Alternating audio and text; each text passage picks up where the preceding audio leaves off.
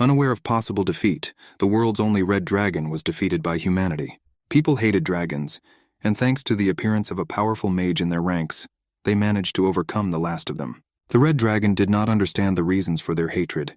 In his life, he had never set foot on human land. For thousands of years, they attacked him again and again at the cost of their lives, and yet they killed him. He did not remember all the details of the events that happened before his death. The dragon clearly remembered that every time he found a place he could call home, people would appear out of nowhere, dying for his kind. Humanity killed all his friends and his family time after time, and as a result, the red dragon remained the only living dragon. He had nothing left to lose. The only thing he continued to hold on to in this life was revenge. When he was attacked, he responded with an eye for an eye, a tooth for a tooth. But the people overcame him and it was over. However, his journey did not end there. In the next moment he heard a human voice which resembled him. The red dragon opened his eyes and saw a happy man in front of him. At first he didn't understand why this creature was holding him in his arms, but later he realized that he was not a red dragon, but a human. He rehearsed loudly and struggled, but the man who held him in his arms assumed that it was such a show of sympathy in his direction. The red dragon was increasingly irritated by the man's prudent mood, and he wanted to stun him with his fierce flames. However, instead of a giant blinding flame, only spit flew into the man's face. The red dragon didn't understand why the attack didn't work, and where his magic went. When the woman, who called herself his mother, held out her hands to him, he was no joke scared. However, in the next moment, all the creepy atmosphere disappeared. The woman simply greeted the boy, calling him Ray. The red dragon did not understand why this woman greeted him and called him that. In fact, she did not know who he was. But later, he realized that if the Lord returned the majestic red dragon to the world, then he had another chance for revenge. The red dragon's goal was to destroy all humans in the same way that it had been done to them, to the dragons. The father had a premonition that although the baby was born so squishy, there would be plenty of trouble from him. The reincarnated dragon only thought about how he would manage to kill all the people. In the next moment, the boy suddenly wanted to sleep. He spent all his energy to control his mouth. He assumed that this might mean that his human body was too weak. Enough time has passed since the red dragon became a human. During this period, he began to look at people in a new way. Now he knew his parents' names were Jack and Scarlet. The dragon no longer called them short and long-haired people. The parents looked much better than other people. Scarlet always has a gentle, friendly expression. Jack is organized and seems really strong. The villagers often visit them and express their respect for their exploits. Scarlet and Jack are unusually talented people. Their visitors were amazed that the baby was so smart that when he was hungry he crawled to them to ask for food. However, they were more impressed by the color of Ray's hair. For some unknown reason, the boy's hair started to turn slightly red a few days ago. However, this hair color for the kid was a hope that he might have some red dragon power left. The villagers were afraid of the color of the boy's hair, assuming that the Terran family was under some kind of curse. The reborn dragon still couldn't understand the behavior of these two people. No matter what pranks he did, his parents were never angry with him. Very often, even when he tested them for durability, they did not criticize him, encouraged him with their advice, and always smiled at the boy. At first he thought this place was hell, but the happy smiles of these two people turned his imagination upside down. Talented people are very rare in this world. His mother was an outstanding mage, which was even rarer. If the reborn dragon could master the most powerful magic in the world, then carrying out the act of revenge would be much easier. Upon reaching the age of 2, every child can take a test for magical abilities. And so the day came when the boy could test his inclination to magic. He was fascinated by the idea that, being a red dragon, he would also become an outstanding mage. The red dragon had no doubt that he would pass this test. If he can get his magic back, no one will ever be able to stop him from rising to the top again. The only thing that worried him was the weak body in which he was reborn. They arrived at the market at the entrance to the city.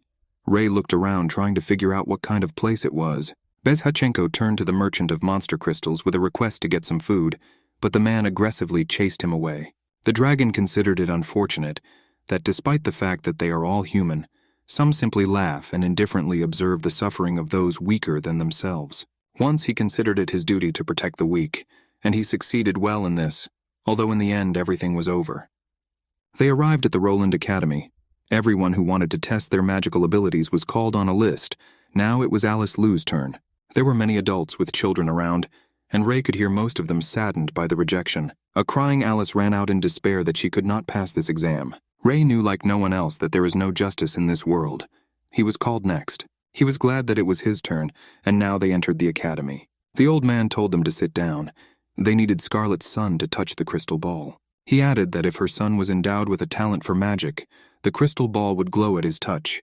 Its color would show which element in the boy's magic. The boy was about to touch the orb, expecting that the power of the great red dragon would make the jaws of those present drop. In his past life, first of all, his magical abilities prevailed, and now he touched the orb. Ray looked over to see his mother starting to cry. He thought it was because she was impressed by his talent, or because he had awakened magic of the same element as hers. But in fact, the orb did not react at all. The old man said that the child has no inclination towards magic. Scarlet was in despair that her son did not have an inclination towards magic, because the woman herself had graduated from this academy. The boy hit the bullet thinking it was broken.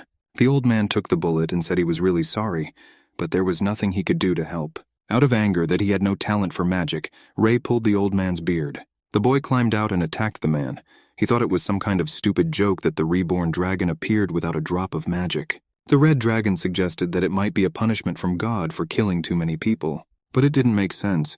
If he wanted to punish him, he shouldn't have given the dragon a second chance. The thought dawned on him that God was just testing him. If the dragon could not become a mage, then he must find another way to take revenge. The next day, Ray and his parents had a quiet dinner at the table.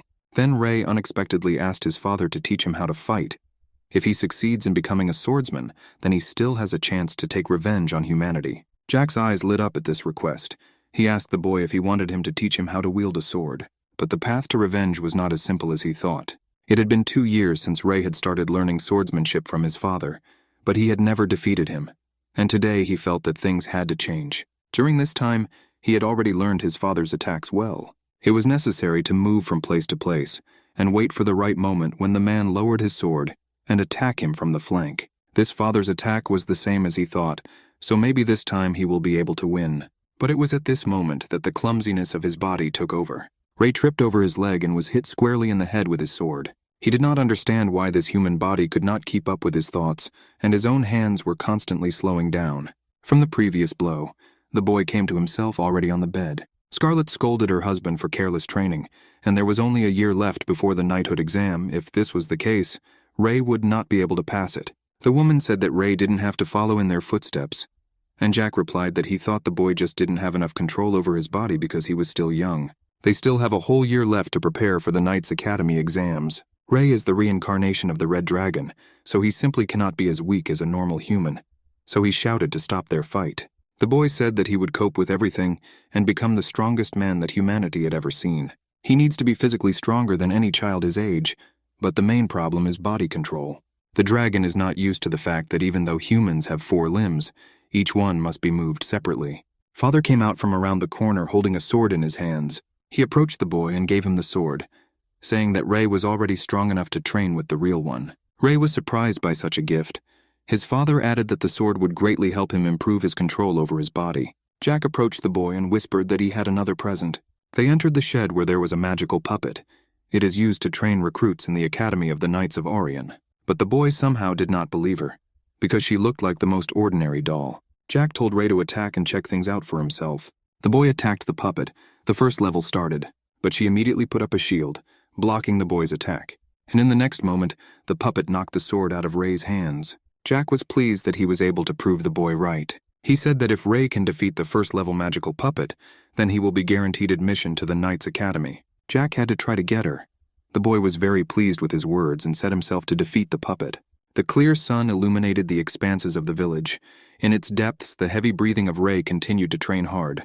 Although he could not properly control his movements due to his weak human body, he understood that if it continued like this, there was no telling when they would be able to defeat the puppet, not to mention revenge. When the boy rolled over, he heard a voice asking why it was necessary to pet the puppet. He grabbed his sword and immediately took a wary stance.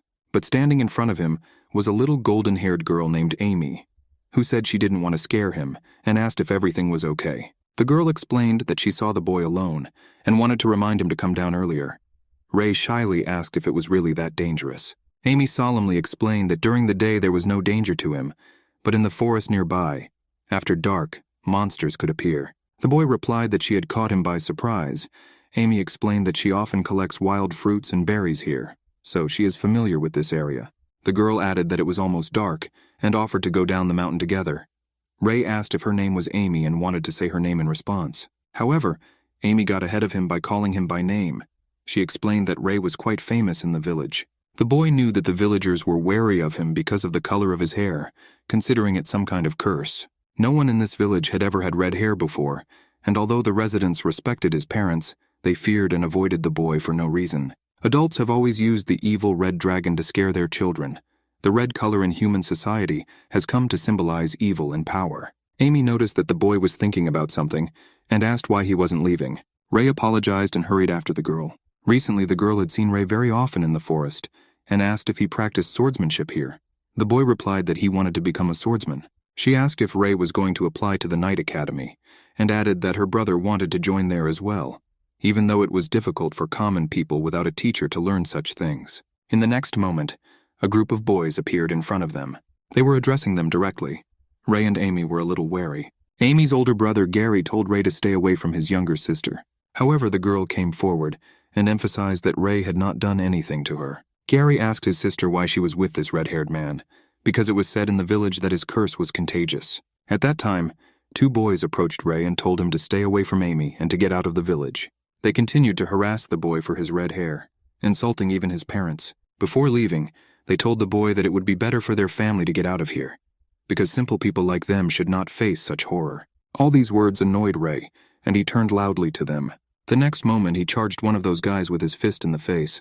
Seeing this, Gary immediately came to the defense of the second. Ray's punch sent a small burst of light, knocking Gary back a bit. In a furious voice, Ray told Amy's older brother not to interfere. He only needs those who offended his parents. Ray's parents were mercenaries, and his father was a swordsman in general. The boy assumed that Ray had trained a lot, and if he wanted to fight, Gary would gladly accept his challenge. He added that he wouldn't use a weapon because he didn't want to accidentally kill Ray, and handed the sword to one of the boys. The redhead said he wouldn't use a weapon either, and threw the sword back. He got into a combat stance and said that they could attack at least all together. It didn't matter to him. The boys supported Gary while Amy shouted at them to stop fighting. The wounded boy fell to the ground from the blow. Gary urged Ray to finally admit defeat. He added that Ray is still very far from his level. Gary was disappointed that I want a boy who has a father who helps him with his training, but he is still so untalented, while his father is an ordinary merchant. After these words, he added that the boy should do better with what he is actually good at. Amy and her brother returned home. The girl emphasized that he had gone too far today, to which Gary replied that she should stay away from the boy. After all, the villagers are very afraid of his cursed hair. Their family was not like Ray's family. Their parents are ordinary people. Amy shouted at him that she hated his words, hit him on the head, and left. At that moment, Gary saw a dent in his plate. He was horrified to realize that if he hadn't had a plate on his arm, it would have broken at the first blow, and Ray would have won that fight. Ray entered the house and announced his arrival. Scarlett looked around and asked the boy why he was so late, because it was already time to eat. She was alarmed by the boy's appearance. She asked if he had a fight with someone, but Ray replied that he had just injured himself during training. She suspected that the boy was not arranging something for her, and she wanted to wash the wound as soon as possible, because a scar might remain. But Ray said that scars decorate a man. The father overheard their conversation and noticed that training with the sword was difficult for the boy. He said he would train first and then come, even though it was dinner time. The boy went into the barn and turned on the first level on the marionette.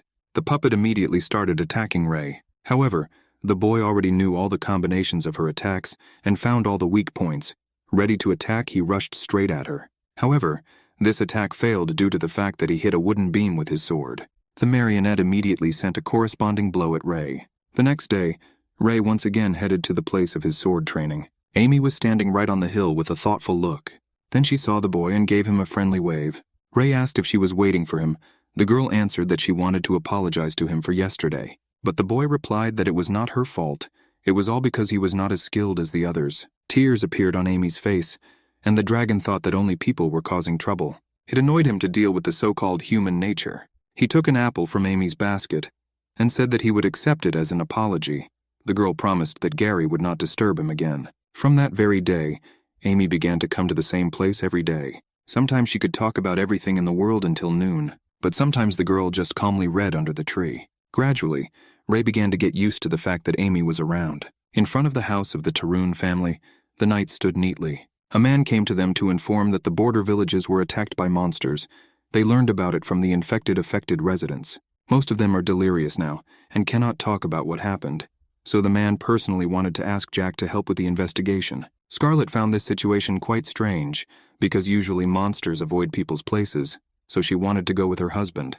However, he reassured her that it was just a routine investigation, and besides, Ray had an exam coming up, so one of them would have to stay and watch over him. Scarlett told him to be careful. It was already dusk, and Ray continued his training, still struggling to coordinate his movements. At that time, Amy was quietly sitting under a tree and flipping through a book. Ray watched the girl in fascination for a while, but after that, he pinched his face to regain consciousness. Ray told Amy that he was done for today.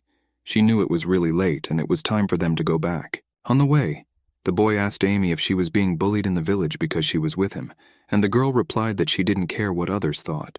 She even thought red hair was beautiful. She gently added that in fact, Ray is special and different from others, not only by the color of his hair, but advised him to just be himself. After the phrase "be yourself," Ray remembered how Gary had told him to do something the boy was really good at. Something occurred to him after these words, and he began to thank Amy profusely. Then they said goodbye and started to go home.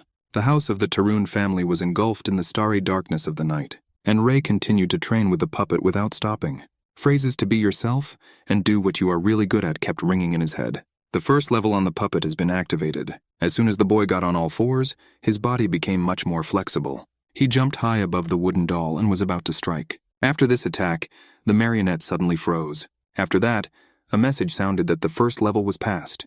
The reborn dragon rejoiced at his success. He remembered how his father had said that if the boy defeated the puppet of the first level, he would be able to pass the entrance exam for the Night Academy. After that, there was a message about the activation of the second level. It was barely dawn in the yard, and Ray noticed that his father was going somewhere. Jack said that he had an urgent assignment and needed to leave the house for a while, adding that he would be back right before the boy's exam. In a gentle tone, he told Ray to work hard on the puppet while he was gone.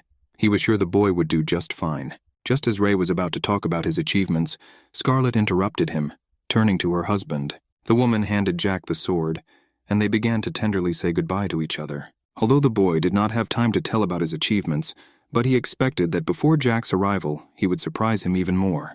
He was interested to see his father's reaction, because thanks to Amy's advice, he was able to understand how to deal with the doll. Ray understood that it was necessary to learn to be patient and trusting with people emotionally. He became more and more like a person.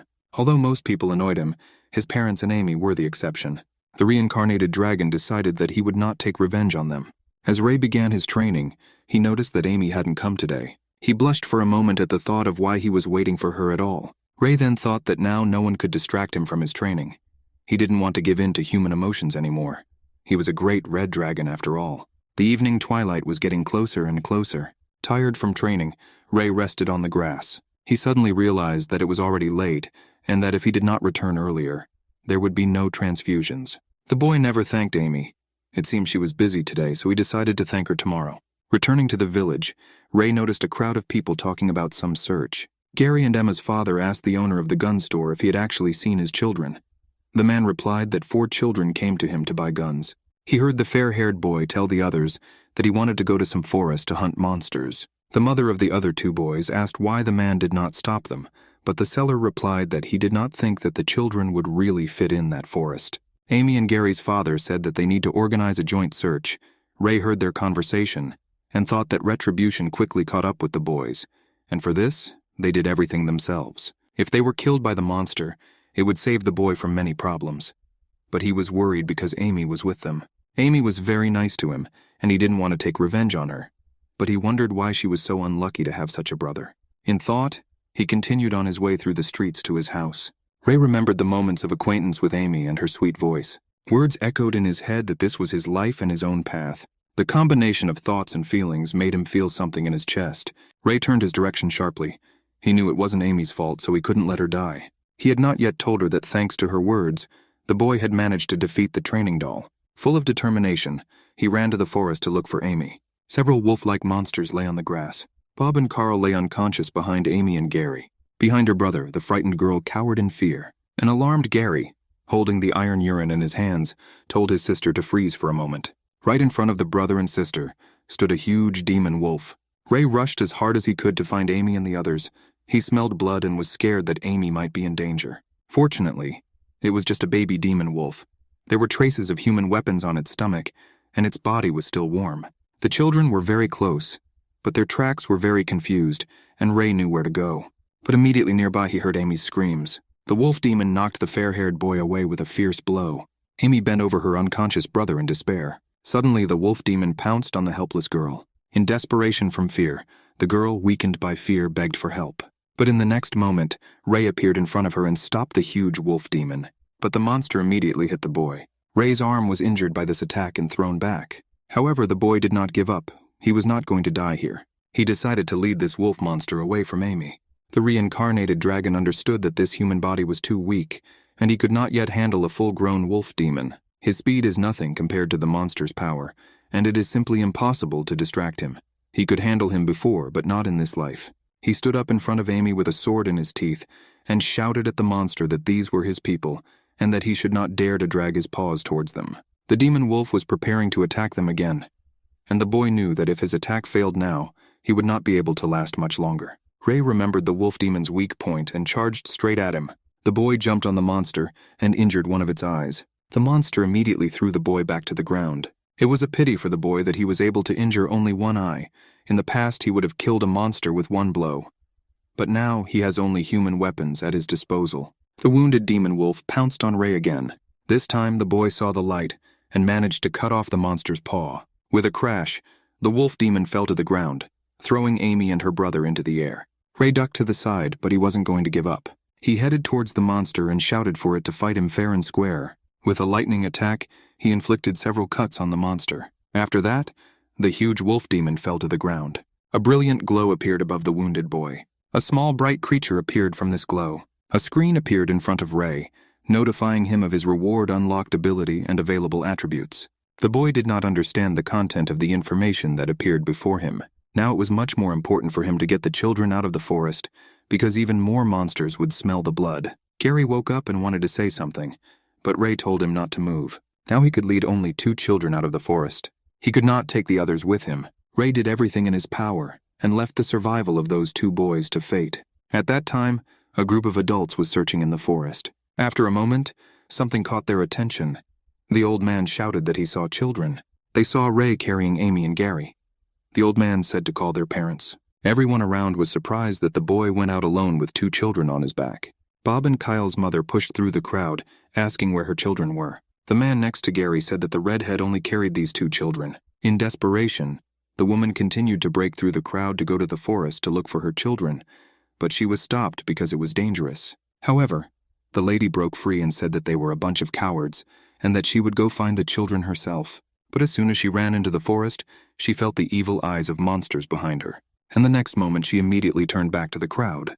The woman emphasized that she wasn't scared at all and headed straight for Ray. In an aggressive tone, she asked the boy where her children were. She considered them very obedient and could not get into the forest at night. The woman said that it was he who lured them into the forest, and he was to blame for everything, reinforcing the fact that redheads bring trouble. People around began to whisper that maybe the boy really started their forest, because he was the only one who returned from the forest unharmed. Everyone immediately began to ask in an angry tone where the other children were, and why he was not telling anything. Bob and Kyle's mother punched him in the face, asking why he only took out Amy and Gary, and where he took her children. Ray barely said that Bob and Kyle were in the woods now. The furious woman accused the boy of leaving them there to die, and called him a cold-blooded monster. Ray was distraught that they had all forgotten that he was still a child. Listening to everyone else's conversations, he understood that because of his red hair, they all forgot that he was also human. A woman approached the crowd and grabbed a torch, calling them all a bunch of idiots. With a torch in her hand, she headed straight for Ray. The boy understood that all these people were real monsters. The mad woman swung a torch at the boy, intending to kill him. Ray could not believe that he would die again and be killed with some kind of stick. He closed his eyes and was about to accept his difficult fate. However, at that moment, Gary stood in front of the boy, protecting him from the woman. The crowd did not understand why he stood up for the boy. Everyone demanded to kill the red-haired man. Filled with rage, Amy's brother shouted that they were crazy, and how could they commit lynchings based on their own conclusions. He told them not to lay a finger on his savior. The human figure of the woman repeated that it was the boy's fault. All the people wanted the dragon to die sooner. The woman urged him to say goodbye to his life. Ray woke up with horror from the nightmare he saw. Next to him, he noticed his mother holding his hand. With tears in her eyes, she lay right next to the boy. Ray didn't understand why people could be so cruel and beautiful at the same time. He touched Scarlet's hand and she calmly woke up. She happily got up and asked the boy if he and she were awake. The woman was very happy and threw her arms around him. She thought that Ray would not wake up. He was hurt by it. His mother told him not to be so reckless. The boy asked how long he slept. Scarlet replied that he had slept all week. If he hadn't woken up, she wouldn't have known what to say to his father. Ray asked what happened to the other children. The woman replied that the ones he saved had minor injuries. But Bob and Kyle could not be found. She was afraid that they were already dead. Scarlet remembered that fight, and how Gary explained that they ran into the forest by themselves, and Ray saved them. But the mother of the two boys did not believe his words. From what she saw then, the woman froze for a moment. She became very angry, and asked in an angry tone who had done this to her boy. People from the crowd began to say that it was her son who told the children to go to the forest, and he was responsible for this. That she was also a mother, and should understand the feelings of Bob and Kyle's mother. Scarlet leaned over to Ray and glared at her attacker, but in hysterics, she threw the torch, shouting, "Who will save her poor children?" Everyone around looked at the woman who was carrying her son in her arms. Some of the men were ambiguous about Ray, taking cover in the woods. Scarlet encouraged the boy that everything was finally over, and he helped them a lot. That boy Gary told her everything. The mother said that the boy must be hungry, so she would go and prepare him something to eat. Then he was left alone in the room with his thoughts. The screen in front of him lit up again, just like when he had defeated the wolf demon. He didn't understand if everyone had this thing, or if only he had it. Then he clicked on the mark on the screen with the name Dragon View. The shape and color of the eyes immediately changed to those of a dragon. He could see what Scarlet was doing at this time. The boy realized that it was an ability from his past life. When he was a dragon, he had a huge amount of magic. But ever since Ray failed to enter the Magic Academy, he thought that he would never have the chance to use this ability again. But magic has indeed returned. He assumed that the magic would return to him gradually, and looked at the medium monster crystal he had received for killing the wolf dragon. But at that moment the boy felt the acrid smell of smoke in the room. He looked out the window and saw that the whole house was on fire. Mother ran into the room and said that they needed to get out of the house. She leaned against the boy and protected him from the fire with her magic. Ray activated his ability again to see who caused the fire. His dragon eye fell on Bob and Kyle's mother. She was the carrier of the flammable object. Other residents watched the fire in the Tarun's house with displeased expressions. They again blamed everything on the little boy, while Scarlet tried her best to stop the fire. To do this, she used her dispelling magic. She managed to stop the fire, but those around her only thought that this was another manifestation of the curse, and if their family continued to stay here, sooner or later nothing would be left of the village. The mother turned to Ray and asked if he was very scared, but he did not answer her. The woman did not understand why the guy was looking at her like that. Then the boy replied that he was fine and told his mother that she was simply incredible, because she was able to put out the fire with her magic. They walked back to the house, and Ray thought with fear about the immeasurable cruelty of those around him, who wanted the house to really burn down. He understood that even this would not be enough. All the residents wanted them to die too. The boy was obliged to fast for them. The next day, Ray was going to go to practice.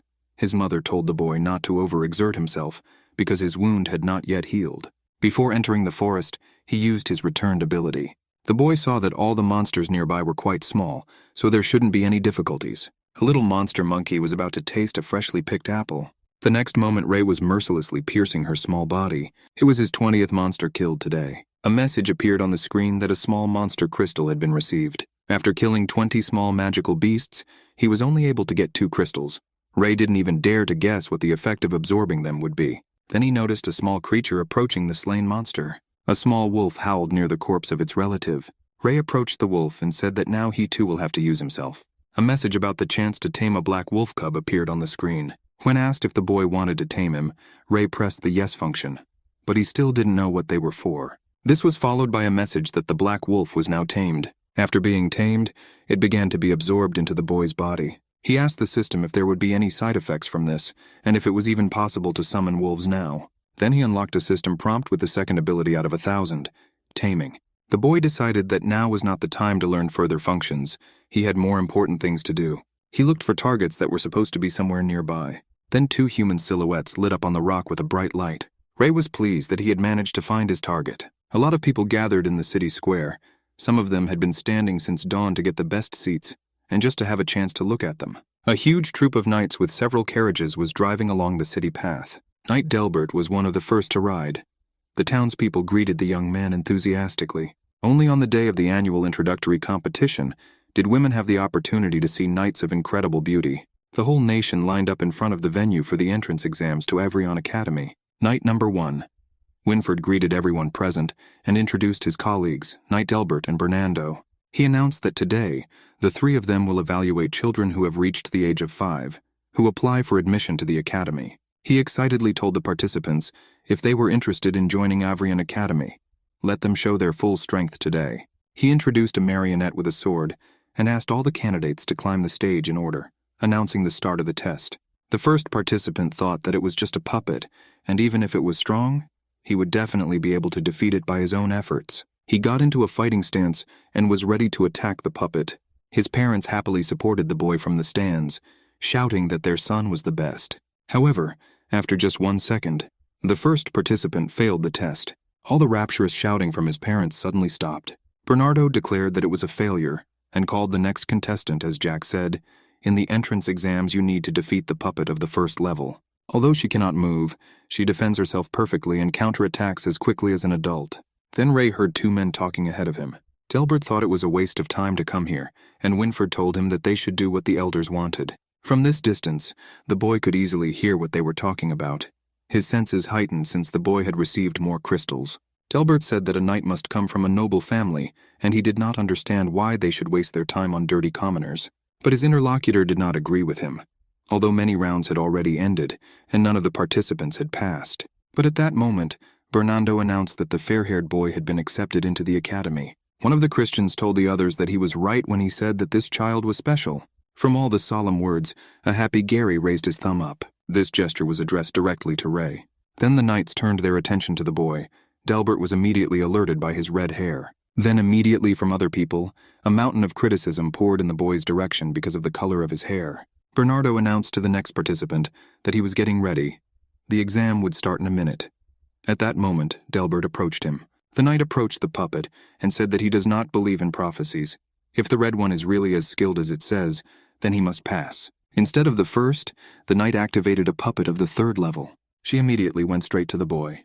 The doll pointed her sword, about to attack Ray. Winford shouted at the boy to move away.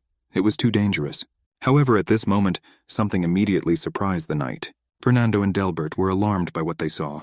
All the spectators were shocked by the sight they saw. The puppet's head fell straight to the ground. With one blow, Ray managed to cut the puppet to pieces. Winford told the old knight to announce the result. Fernando greeted the boy and said that he was accepted. From the arena, Ray made his way to a happy mother and a happy Gary. The daytime sun illuminated the house of the Tarrant family. Ray stood in front of his father's room and told him that he had come from a trial and was leaving the village with the knights. Ray knew that Jack probably couldn't hear him, but said not to worry. The boy would find a way to ease his pain. Scarlet approached the boy and told him to take something with him. It was their family heirloom, and the mother hoped it would bring good luck to the boy. Ray said that he had to go, then finally added that they should take care of themselves. Before he left, Scarlet told him to be careful, and if anything happened, she could always turn to her. The woman just looked after the boy, who was on his way from home. She was sad that he had to leave them so early. When the boy approached the gathering place, the knight said that now everyone is in place. Winford told Ray to jump into the carriage. There was another little entrant waiting for him. Hearing this, the boy immediately assumed who it could be. He looked into the carriage and saw Gary. Ray didn't understand why only the 2 of them passed the entrance tests. There was a certain tension in the air between them. It was already night, but they had not yet arrived at their destination. Gary tried to say something, but at first he couldn't even get 2 words together. He began his speech with an apology. He apologized for the fact that he hit the boy then and said a lot of unnecessary things. But the boy replied that it's nothing, because they are only 5-year-old children. Gary already saved his life once, so it can be considered that they are in the calculation. But the fair-haired man said that Ray was talking as if he was not drunk at all. Then his interlocutor decided to change the subject and asked what Amy was there. Gary was surprised that his sister had not told Reb that he was studying at Roland's academy. She had never mentioned to the boy that he had a talent for magic. Thick fog was visible over the entire area of the forest. Someone's voice outside asked to stop the carriage, and the 2 boys immediately became alert. They looked out of the carriage to see what had happened. Winford asked the person in front who they were, and said they were Knights of Orion Academy. A dark figure of a girl came out of the thick fog straight towards them. A woman named Anne Wardwood asked for help. She introduced herself as a mercenary of the guild, without a trace. Bernardo asked the woman what had happened, and she replied that their squad had been attacked by shadow monsters. The old knight did not understand how they could get here, because on the way they did not meet a single monster. Delbert assumed that they heard the smell and were afraid to approach them. Winfred told the girl that they were going to the city of Ren. If she was on the way, they could drop her off. Gary asked if they weren't going to a night academy. Delbert told him not to worry, because there was no point in them sending children to the front. Winfred explained that the Avrian Academy is a building located in the borderlands, and at any moment an armed confrontation may occur. Before training there, they must master the basic fighting skills in Ren City for 10 years. For a dragon, such a period of time meant almost nothing, but for a human, it was quite a lot. The boy did not know if his exhausted father would cope with such a period of time. Of the whole squad of mercenaries, only that girl survived, and Ray's father was also attacked by shadow monsters. Gary could see that even the knights were worried when they heard about them. He can't imagine what would happen if they ran into them along the way. Ray immediately sensed something was off. Winfred ordered everyone to go on full alert. A pack of huge shadow monsters was approaching them. The largest of them was the king of zombie bears, with a pack of infected shadow beasts standing next to him. After a loud cry, several zombie bears rushed at the knights. Winfred told his partners to prepare for battle. Behind Bernardo, another large zombie bear slipped out from behind a tree. He headed straight for the old knight. Bernardo understood that he would not be able to evade the beast's attack. However, at that moment, Ray tore the bear's body apart with lightning speed. The knight praised the boy and told them to try to defend themselves. The knights did not understand why the zombie bear king was not moving. It seemed as if he was waiting for something. Gary fought off several monsters that surrounded him. However, one of them managed to hit the boy's shoulder. Ray immediately finished off the attacking monster. He told Gary to be careful. Those zombie bears are much stronger than the demon wolves. The zombie bear king started making loud noises. A strong wind arose from his cry. No one understood what it was. A huge, terrible force emanated from the shadow monster. Winfred did not understand why this bear stood still and did not attack. Bernardo also had no idea what this monster was going to do. The shadow monster then declared that humans would never be able to overcome the shadow, and sooner or later it would cover these lands. Bernardo was shocked that the monster could talk. The bear told them that they are all doomed, they will all die, and even the people next to them. The reincarnated dragon was wary of the words he heard. The knights did not understand what this could mean, but assumed that it was a threat. After that, the huge shadow monster disappeared into thin air. Winfred emphasized that they should be glad the creature hadn't attacked them, or they wouldn't have made it out alive. Ray had the feeling that the creature's words were addressed to him. The knight praised the two boys for their work, and said that they would surely become great knights in the future. Ray asked if it was common to see animals that could talk. Winfred replied that they had almost never come across such, and this was the first time. Winfred was worried that Ray was so calm, because he should be acting very differently at his age. Delbert watched the red-haired boy from afar. His expression showed complete disdain and displeasure. The next morning, the troop of knights arrived at the city of Ren. It seemed that the guard at the entrance was much larger than usual. The rescued girl was thanking the knight. Winfred approached one of the guards and asked why the guard was so strengthened. He was told that the Kingdom of Allure had issued an Amber Alert order, and martial law had been imposed in all cities. The knight thought about the fact that these lands are already dangerous enough, and whether Ray will be the chosen one who will bring salvation to the people. At that moment, the boy remembered his promise to his father that he would definitely become a knight. This was just the beginning of Ray's journey. He wanted his father to definitely wait for his return. The course of events is transferred 10 years ahead to the town of Ren. The teacher, conducting the lesson, asked if someone could tell her what power the knights possessed instead of magic. Gary replied that it is ki. It develops the abilities of the human body by intensifying the senses, and in a short period of time, it can take a person beyond their capabilities. The teacher asked who could tell her why they had to turn 15 before they could practice ki. The woman asked Ray to answer this question, but the boy was not in the audience. Gary said that the boy might have gone to the bathroom. Then the teacher asked Skavia to answer that question. The girl answered that this is due to the fact that after 15 years, the internal organs of a person are already formed, and therefore the practice of ki does not cause much harm to the body. Skavia sat down and glanced at where Ray would be sitting. The teacher emphasized that the students will soon start practical classes. She expressed the hope that they will use all the acquired knowledge in practice. A tamed wolf named Noel was preparing to attack the monster. After the order to attack, the wolf pounced on his opponent with lightning speed. The defeated monster fell to the ground from its wounds. A screen appeared in front of Ray with a message about receiving small monster crystals. Ray pressed the yes function, and the crystal's energy was completely absorbed. He praised the tamed beast for a job well done. The boy decided to finish for today and come back later, because someone would probably be mad at him again. A squad of knights appeared behind Ray. their leader saying that he wondered who he would see first when he returned. Winford said to Ray that the boy really wasn't a failure if he managed to escape the gaze of their regional security. After these words, the knight joyfully called the boy by name. He had not seen him for 10 years, during which time Ray had grown significantly. The boy noticed that during these 10 years, not a single wrinkle appeared on the knight, and he did not understand how old the man really was. Winford had heard from Ray's personal mentor that the boy had been secretly hunting beasts a lot lately. Ray replied that if the alarm had not been cancelled, it would have been difficult for him to sneak out. The boy liked to hunt outside, not sit in the classroom. The knight said that he was lucky. If he was discovered by the security of the outer environment, they would not have a ceremony with him. Winford told Ray that he had been visiting the boy's home before coming here. Jack's condition has not worsened. Scarlett is taking good care of him. She also asked to convey that the boy should not worry too much about it. Ray thanked the man for the information. For 10 years, regardless of wind or rain, the boy trained diligently, but he could not awaken any abilities. He considered himself as helpless as before coming here. Winford took the boy by the shoulder and told him not to be sad, because tomorrow is the day of the boy's departure to the Avrian Academy. He invited the boy to go to the city together. The knight was looking forward to meeting other children. Meanwhile, 2 men were fighting at the Great Gate because one of the knights had not stopped the boy after the amber alarm was lifted. Aaron yelled that he had said many times that this boy was special and it was important to keep an eye on him. Then Winford and Ray entered the building. The man looked around and noticed the return of Knight Winford. Ray got a hard time from his husband for skipping school for the 3rd time in a month and getting out of Aaron's sight. The knight chided Mr. Aaron that the alarm had been lifted a month ago, and going out for a short walk was the norm, had the man been too cruel to the boy. Ray emphasized that he would be leaving soon, and then Mr. Aaron would be relieved. But the man replied that as long as he was his student, the boy was not allowed to miss a single class. All students were told to gather on the square as soon as possible.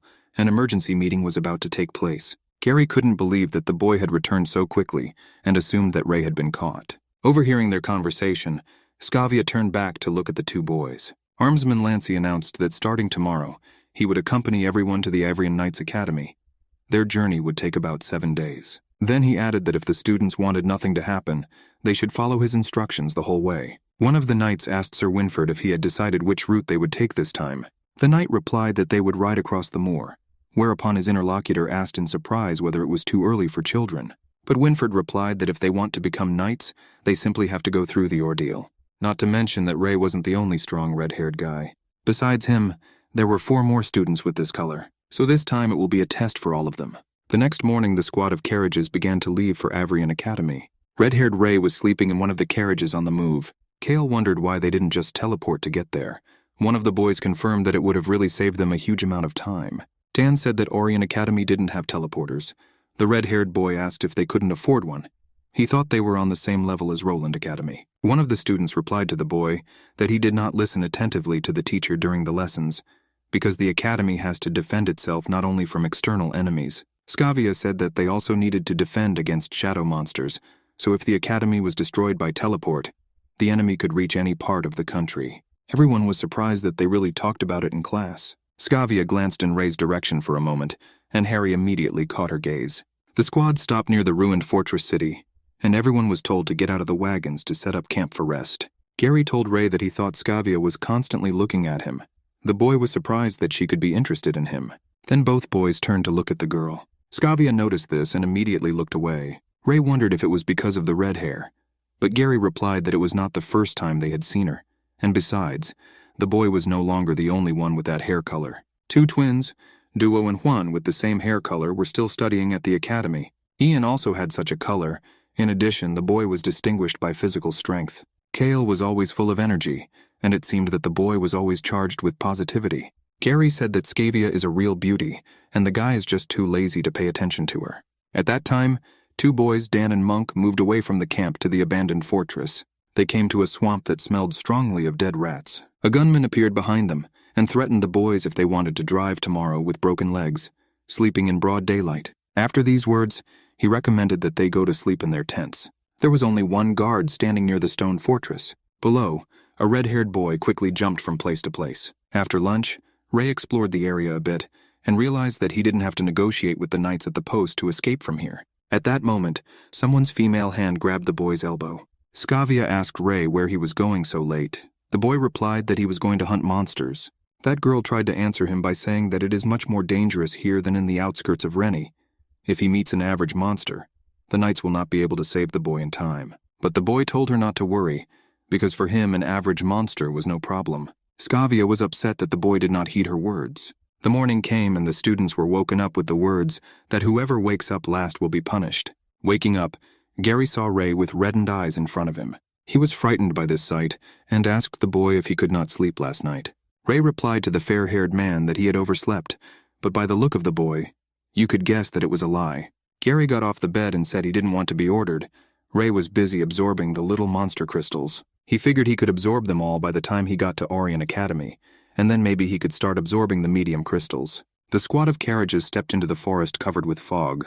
Winfred sensed that something was wrong around him and stopped the carriage. Suddenly the ground below them was enveloped in fog and it began to deform. Gary noticed that it had gotten a little too quiet outside. Ray, alert, immediately woke up. A terrible monster climbed out of the window to the students. Gary immediately chopped off the monster's head. This monster was called a sharp-toothed red. The fair-haired boy told everyone to prepare for battle. From the other window, a creepy creature was heading towards the student. Gary chopped off the toothy worm's head again and told the girl to be careful. She was frightened by the amount of blood gushing from the monster. The boy informed the others that sharp-toothed worms never appear alone, that more and more of them would appear, and told them to get out of the carriage and climb higher. He ordered to go outside and fight, recommended to gather back-to-back in groups of 3 and not to leave blind spots. One of the red-haired men suggested a competition to see which of them could overcome more sharp-toothed worms. Ray then activated Dragon Eye mode. All the monsters were pretty shallow, so he couldn't worry about it. However, after a moment, something alarmed the boy. He saw on the rock 6 knights who had recently separated from the group and understood everything. One of the students asked where Ray was going and told him not to disturb the arrangement. The boy replied that all these monsters are too shallow and there is no need for his help, because there are already too many students. At the top of the rock, the knights were watching Ray. They assumed that most likely he was just scared and would receive a red belt.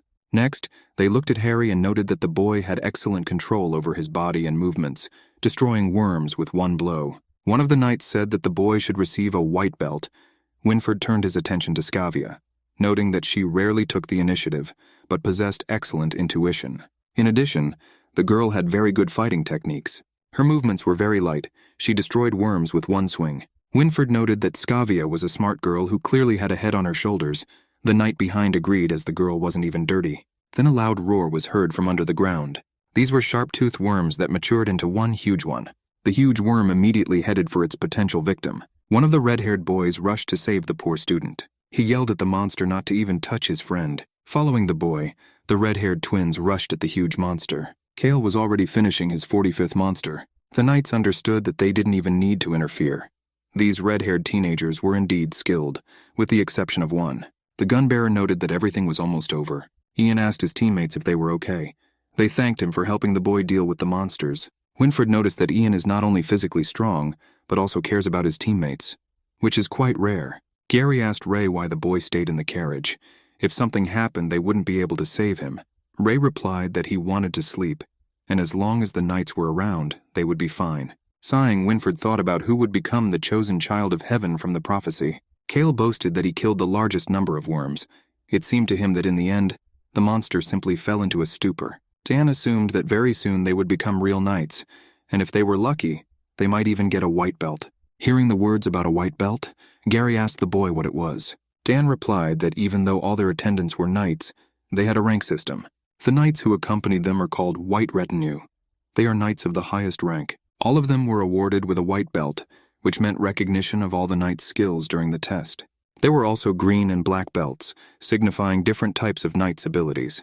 The lowest rank for a knight was the red belt. It was awarded only to those who did not show good results during the test. Those who received a white belt were allowed to have training with a personal instructor and additional help.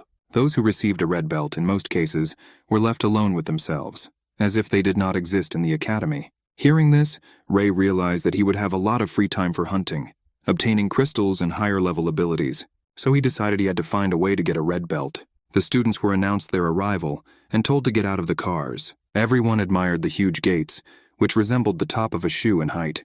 Ray was surprised by the appearance of Orion Academy. The majestic academy was like a city, occupying a large part of the space. Although the students had heard a lot about the academy, they did not expect it to be so magnificent. The entire academy is a city in which every resident is a knight.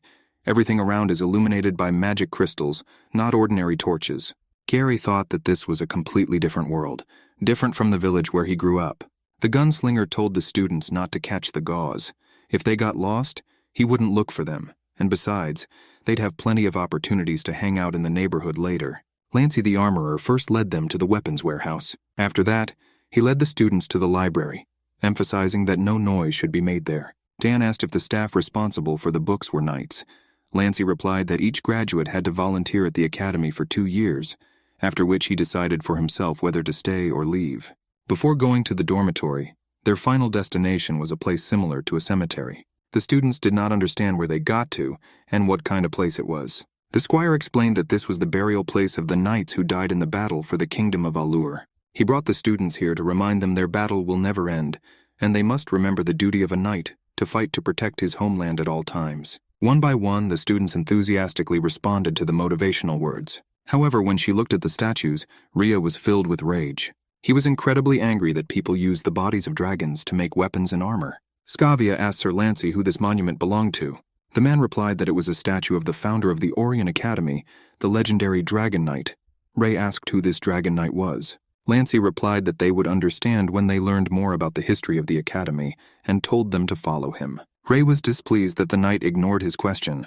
He decided to find out more and used the Dragon's Eye ability. Gary didn't understand why the boy stopped and said they had to go. However, what he saw with the ability shocked the boy very much. Right under his feet in the cemetery was a tomb. What was inside her turned out to be alive. Gary was thinking about his future neighbors, while Ray was worried about a live find in the cemetery. The blonde asked the boy if he was listening to him at all. Ray apologized and said that he thought for a bit, and asked Gary if he was talking about his neighbors. When they reached the room, Gary realized that both boys had been put in the same place. They decided to see who else was supposed to be in the room with them, and heard the girl's displeased voice. Scavia did not understand how it was that she would be living with boys. The blonde answered that there is nothing surprising in this, because in the academy, all knights are treated equally, regardless of gender, especially since they got along well. The next moment, the girl charged Gary with a bag, saying that she was not going to live with them. Other students came running to the commotion, asking what was wrong. Ray told them that it was just that their lady got a little angry. Monk and Ian were also neighbors of the boys, so Gary politely introduced himself and Ray. Ray looked at Ian and noticed that the boy also had red hair. The boys had 2 other roommates, Dan and Martha Orwood.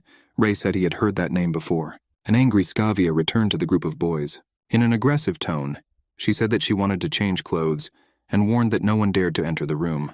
Gary assumed that Knight Lancey had not allowed the girl to change rooms. Dan approached the boys and asked why they were standing in the corridor.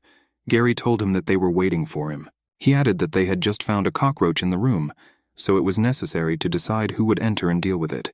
Dan said that a cockroach was nothing to a true knight, and quickly entered the room. After the door closed, for a moment all the boys froze in anticipation. Immediately after that, a loud female scream rang out. At the banquet, Dan expressed his displeasure that Gary had dared to lie to him about the cockroach. The boy was now afraid that Scavia might try to poison him while he slept, but Gary said that many people were just waiting for a chance, just to talk to the girl. The girl asked what they were doing, and if they even understood what they had done. The 2 boys immediately began to make excuses. In an offended tone, she asked how they could eat at all since the test would be very soon. But the boys replied that the test for the distribution of knightly belts was no reason to refuse a free lunch. Behind them, 2 boys mocked Ray and Gary for eating so much, calling them beggars. One of them said haughtily that he didn't think he could move himself and eat a few portions until he got home to his mother.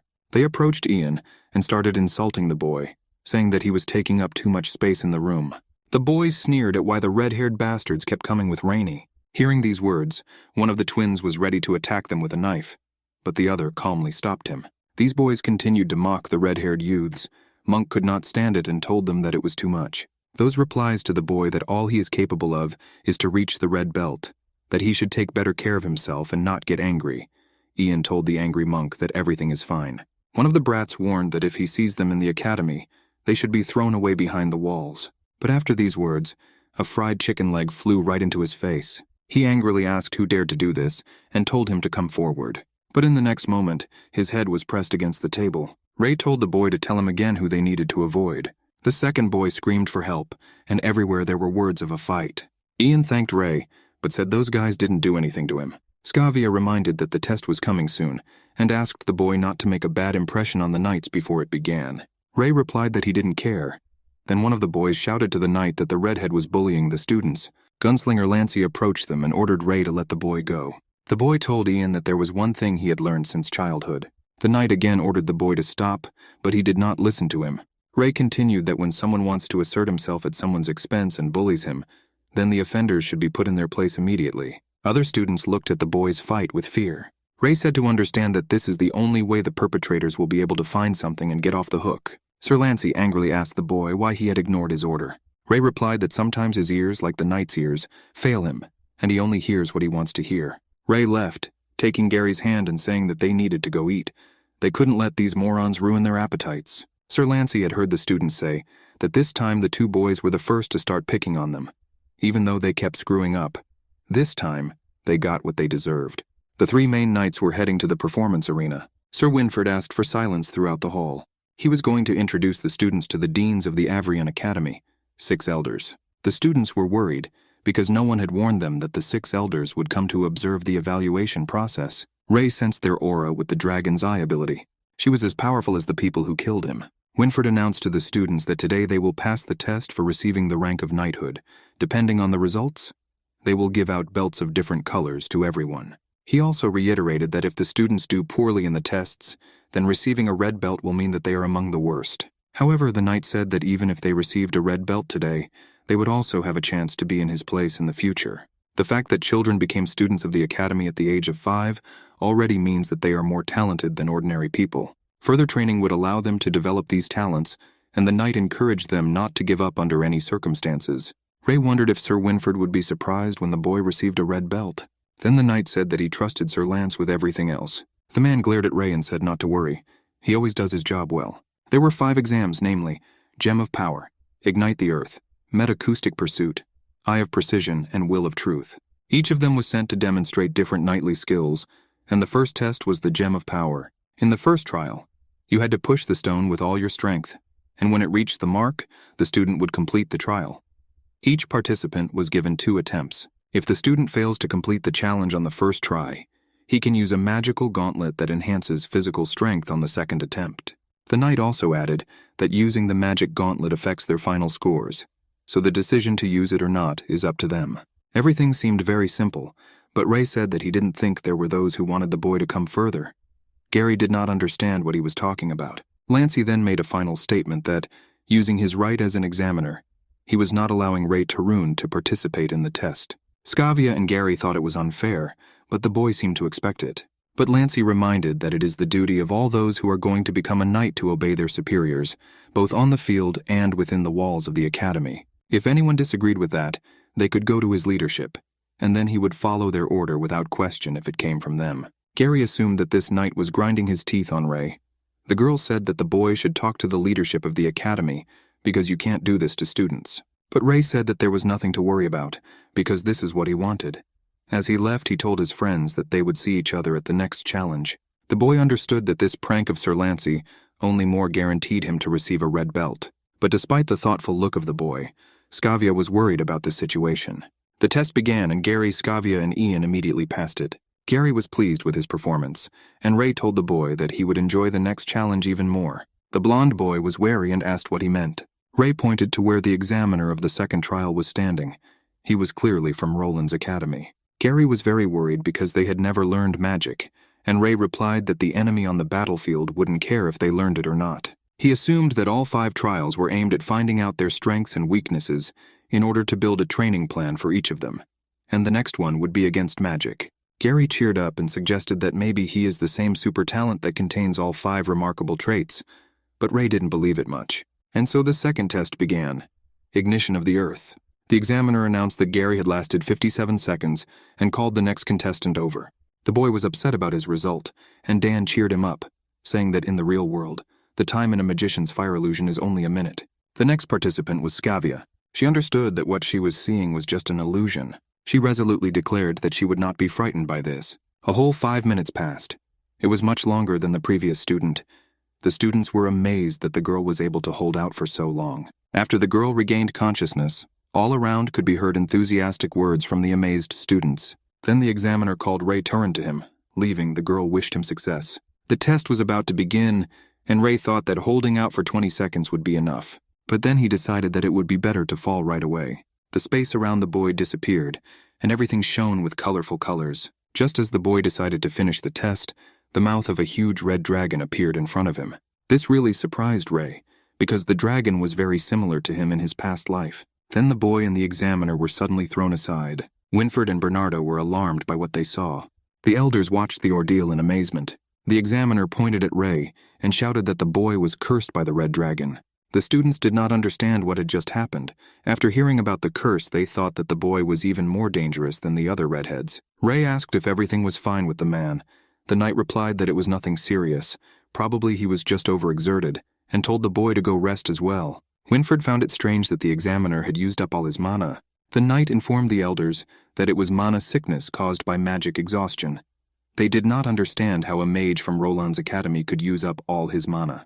They didn't think it was caused by the man spending too much mana on the previous contestants. Winfred said that another mage would conduct the test while he rested. After the knight left, one of the elders called the knight in armor to him. He ordered something, to which the knight replied that he would take care of it. After that, the knight moved on, and the elder continued to look at the students. At that time, Ray was returning to his bandmates. It was already dusk. After the test, the students were talking about mana disease, a condition when a magician runs out of magic, but he still releases it. Skavia explained that it caused an anti-magical effect, hence the sickness. Gary assumed that the examiner had spent too much mana before Ray's performance. The boy said that then he could only envy the talents of others, but everything seemed very strange to the girl. She also remembered the curse that the magician had shouted about. In the next moment, the ground around the students began to shake. At first, they did not understand what happened and why this earthquake was happening. Then a bunch of big trees and bushes started to emerge from the ground. Another mage was responsible for this. His magic made the entire training ground overgrown with trees. Ria, Skavia, and Harry were inside the forest that had formed. Someone in the tree announced that the third trial of meta-attack tracking was starting right now. The examiner announced that all they had to do to pass the test was to follow him and repeat his movements exactly. He announced the start and immediately left the place. The students were surprised at how quickly everything happened. Monk immediately followed the examiner. Dan was unhappy that the examiner was moving so fast. Then Ray and Gary ran after him as well. Skavia said she wouldn't lose to the boys and followed them. Dan was desperate that no one was going to wait for him. The examiner moved lightning fast between the trees. He thought that this might be too much of a test for the children, and that they should wait. He looked back and was very surprised at what he saw. The examiner saw that the students had almost caught up with him, so he realized that there was no need to indulge them. Then the examiner told the students to keep up. At that time, someone was preparing to fire several arrows. Ray couldn't catch up with the other contestants because he wasn't very good at chasing. He still preferred to move on all fours. At that moment, several wooden arrows appeared in the air. Ray noticed this and warned everyone that arrows were flying in the air. The participants immediately stopped to dodge the arrows. The man told another examiner that these children should not be indulged. The woman replied that she would be able to track down each of them without any problems. Then it was announced the start of the next Eye of Accuracy test. They decided to do 2 tests at the same time. Gary took the bow and asked if it was a test to test their shooting accuracy. Skavia assumed it was. The examiner said that all the targets they need to hit are in the forest, and 3 shots should be enough for the students. But she was not going to let the students pass this test so easily. Although Ray intended to get a red belt, he also did not want to be worse than everyone else. To find targets, he activated his ability Dragon's Eye. The boy immediately noticed an arrow aimed directly at him and Gary. He pushed his friend away to take the shot. Ray knew he wouldn't be able to dodge the arrow. But in the next moment, the attack stopped. She was hit by another arrow. Ray was surprised by the force that came from the arrow's impact. It was too close.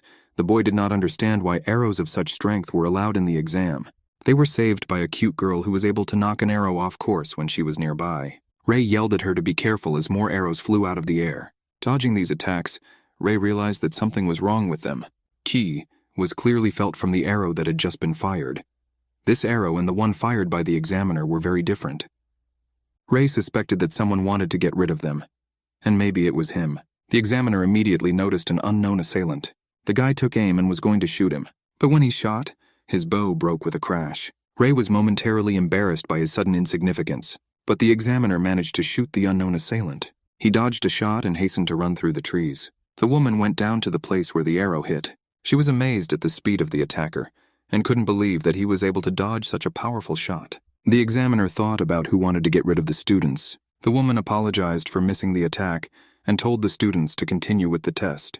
Ray understood that if she was apologizing like that, then the arrow was not fired by her. It looked like they were being chased by really dangerous people. After the test was over, all the students started fussing among themselves. Skavia was surprised to hear what happened to the boys. She offered to tell the knights about it, but Ray thought it best not to do so for now. Gary agreed and explained that the examiner didn't tell them the truth either, because she didn't want to affect their grade, or it was an outright attempt to hide something. If someone really wanted to get rid of them, it should have been someone who had access to the auditorium. Skavia realized that the assailant could be an examiner, or a knight associated with him. She asked what the boys were going to do next. Ray was going to take it gradually. First, he wanted to know what kind of person was hiding in the shadows. The attacker left his bow and arrows and headed for the exit. Then the female examiner appeared behind him and ordered the man to stop. She asked what he needed from the newcomers. The woman threatened that if he moved, she would simply blow his head off from such a distance. The attacker directed his fierce gaze at the woman. He drew his blade and the examiner immediately aimed an arrow straight at him. The final fifth trial of the Will of Truth has begun. Delbert announced that it would allow them to test the students' willpower and control over the chai. The sword in his hands is made of a crystal of a higher rank monster, a firebird. When the participant takes it in his hands, the sword will emit flames. Students have not yet fully learned to control their ki, but they need to concentrate and direct it with their willpower in the right direction. The first participant was Ian. The boy slowly began to raise his sword. In the next moment, a huge stream of fire poured out from the sword, which slightly burned the boy's face. Delbert wrote down the student's result and called the next one. At that time, two men were having a secret conversation on the academy square. One of them was Gibby's elder. He scolded the interlocutor that he had failed in the murder, and the examiner found out about it. But Gibby didn't expect to be able to solve the problem the first time. However, now they could signal their workers. The man said that the Pureblood Guild had never gone anywhere. Gary also successfully passed this test. He told Ray to try because it was the last one. Skavia wanted to know from the blonde boy if Ray was really that strong. Based on his judgment, Gary replied that it was. Dan asked the boy why he thought that, because the results of Ray's first 4 tests were simply terrible. Gary replied that although the last time they fought, he easily defeated Ray. But 10 years ago, when he was attacked by a mid-level demon wolf, Ray was able to save the boy. But Dan laughed because of his answer. He did not understand how a 5-year-old boy could defeat a mid-level monster and a shadow wolf. Skavia didn't understand that if Ray was really that strong, why was he hiding it from the others? Ray walked up to the trial arena and the knight told him to begin. A window appeared in front of the boy with a message that he received a large monster crystal, and whether he wanted to absorb it. Delbert did not understand why the flame did not appear from under the sword. The students started to miss that the sword was broken. They didn't understand why strange things were always happening to Ray. The knight pushed the boy away for taking the sword from his hands. This sword was created from a top-ranked beast crystal, and it was a treasure of the Allure Kingdom. Delbert pounced on the boy, asking what he had just done with the sword, and Ray replied that he couldn't do anything with it, as the weapon was made of a higher-ranked beast crystal. He also added that he was constantly under the control of his husband. A knight approached Delbert. He wanted to tell something important. They moved away, and the man listened to the knight's report with surprise on his face. Delbert announced that all the trials were over, and the students could now return to their rooms. They would meet for dinner where they would be awarded their knighthoods. Ray could hear the other students mocking him for failing the last test. The knight told the boy to return to his room as well. Ray was curious to know if what that knight said was true. He heard the information that the examiner of the 4th test was found murdered. One of the knights told Sir Winford that when he was informed of this, the woman was already dead. The man saw that the body had not yet cooled down, so it happened not so long ago. He wanted to know who did it. Winford ordered the others to immediately report everything to the elders. The knight informed the assembled elders that the woman had been killed with one precise blow, which meant that a pro had acted. And besides, the criminal had not activated the safety mechanism. One of the elders suggested that most likely someone was acting from the inside. He recalled that rumors about some organizations never subsided. The man asked the elder if he thought the Pure Blood Guild or the Dark Guild was behind this. The others said they should complete the investigation. Then they asked the chief of the elders what he thought about it. The old man said to keep it a secret and pass it on to the knights to continue their investigation and find the real culprit. Before dinner, most of the students were worried about what color belt they would get. Gary and Skavia were talking to their new neighbor, while Ray thought that the examiner's killer might be a high-ranking person. But he understood that in the academy, only the head of the knights and elders have such power. Gary asked the boy if he remembered the mercenary they encountered on the way to Rennie's. She was the mother of their new neighbor, Martha. The boy got mad at Ray because he didn't listen to him. Ray said that he was thinking about why there was no reaction to the completion of the 5th exam. The boy understood that it was better not to tell them about the murder of the examiner, because the more they knew, the more dangerous it was for them. Scavia encouraged the boy that it was just a strange coincidence and he was just unlucky. Then it was announced in the hall that the chief knight had arrived. All students were nervously waiting for the results to be announced. Sir Winford announced the commencement of the handing out of knighthoods and asked those whose names he called to approach the stage one by one.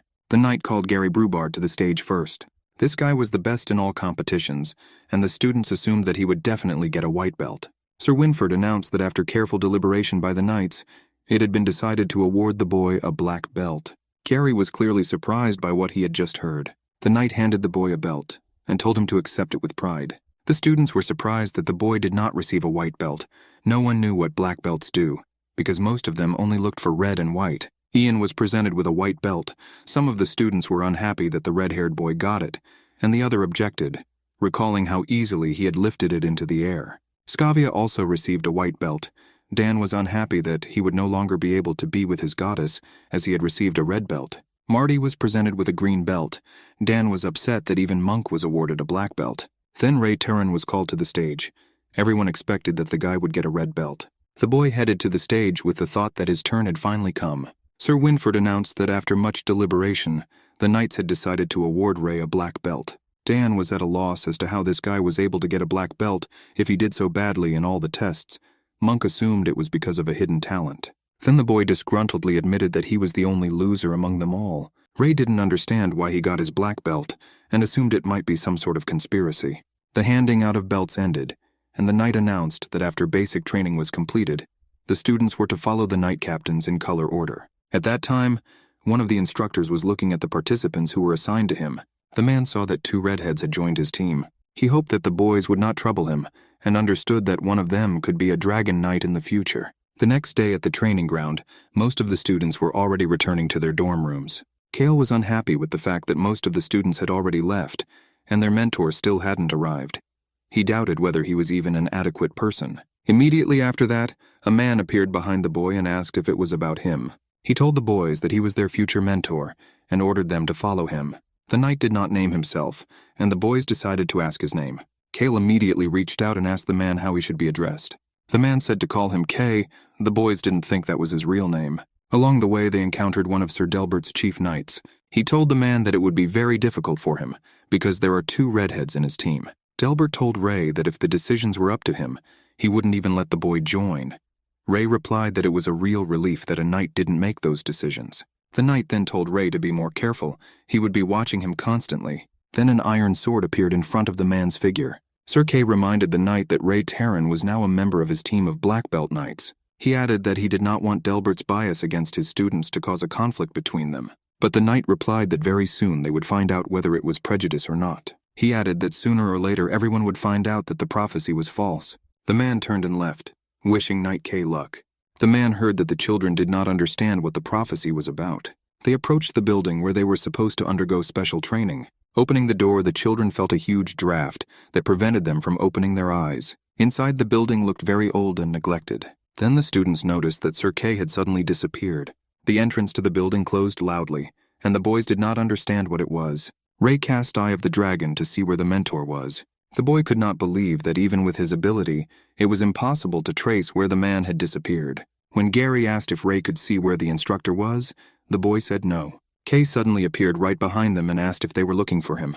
Out of surprise, the boys screamed so that it could be heard all the way outside.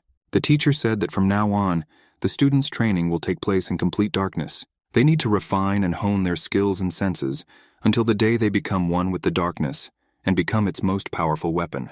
Gary asked excitedly that he had heard that in the future black belt knights would mainly be killing. He wondered if that was true. Kay replied that compared to the other students, the boys had the most suitable skills for assassination missions. Gary was upset that they weren't appreciated as much as the other contestants. But the teacher objected, because the boys were chosen as black belt knights, because they have something special compared to the others. The reason for this was frontal attacks. Kay told Gary that it was the boys who would definitely be able to attack head-on. Then he tossed each boy a black armband. The knight said that from today they can fight as they like best. On Ray's wristband was information that the boy was ranked 300th and completed today's training at 100%. Sir Kay said that the ranking would be updated every day after the training was over, and students from the same class could challenge each other to a battle at will. If a student with a lower rating wins, he gets the rank of a student with a higher rank. The higher the rank, the more resources the participant can get. Ray asked Harry how many students they had in the course. The boy replied that it was about 300. Ray was upset that he was at the bottom of the rankings and asked the boy what his place was. Dan looked at Gary's wristband and saw that the boy was ranked number 1. They could only guess who was in first place, and it turned out that it was Gary Brubard. Dan scoffed at the fact that 1st and 300th place lived in the same room. Scavia was ranked 3rd, and Martha was 89th. Ian noticed that Monk seemed very happy and asked if there was a reason for this. The boy was filled with the desire to work further, because his place in the rating was 65. 10 days have passed since the evening of issuing student belts. Ray's hunting wasn't very productive today, but he expected to absorb 100 small beast crystals soon. Entering the room, he heard 2 boys arguing. Gary and Monk argued about the usefulness of special exercises. Monk said that thanks to them, he was able to improve his rating to 50, and Gary replied that they were all superficial and did not help him. The blonde said that he was able to keep his place in the rankings. Even without these exercises, Ray asked Dan what happened. The guy replied that they were arguing about whether the special training for getting a black belt was useful or not. He wondered what exercises they were doing. In marksmanship, assassination, and black belt disguises, Gary was admittedly not that skilled, but Monk showed impressive talent in them. But Gary was right, because his basic training is much better in all aspects than Monk's, and therefore the boy is still the best student. Monk yelled that he wouldn't let the boy denigrate his efforts, and Gary replied that he didn't say that at all. Then Scavia asked the boys to stop arguing. She turned to Ray and said that he should talk to them too. Ray suggested a duel. Dan supported him, saying it was a great idea, and Scavia was not happy with the suggestion. Monk agreed and offered Gary to arrange a rating battle. The guy didn't care. But if they fight, then he will show if the things that Monk appreciates are really useful. Other students, having heard about the first-year match, also decided to come and watch. The companion of Delbert's young son said that there were only Seljuks, and there was nothing to look at. Kale offered the students to place their bets in the battle of the rising star of the academy, Gary, against the dark horse, Monk. Dan bet 10 silver coins on Gary, and Scavia yelled at him for betting on his roommates. Then she was surprised by the fact that Marta also bet 5 silver coins on Monk. Maybe this time the guy will surprise everyone. Scavia asked Ray if he thought Monk had a chance. Kale announced that the moment everyone had been waiting for had arrived. The long-awaited battle was about to begin. Ray realized that the girl also thought that Gary would win. After that, Kale announced the start of the match. Ray said that Gary is very talented and well-versed in various techniques, and he also noticed that the academy teachers had gathered to watch the fight. The guy added that Monk worked harder than anyone else on his special training, and we can say that now Gary is his best opponent. Monk threw punches and counted on hitting the guy, but Gary managed to block his attack. He told the boy not to rush to conclusions. The blonde told his opponent to give up. He couldn't beat him. Ray noticed that Monk's technique had improved to the point that Gary had to be careful with him, but he still believed that Gary would win. Scavia assumed that there was a gap in Monk's basic training that could not be compensated by special training. Gary quickly fended off all the opponent's attacks. He said that now it was his turn, and prepared to deliver the decisive blow. After that, Monk's sword flew into pieces.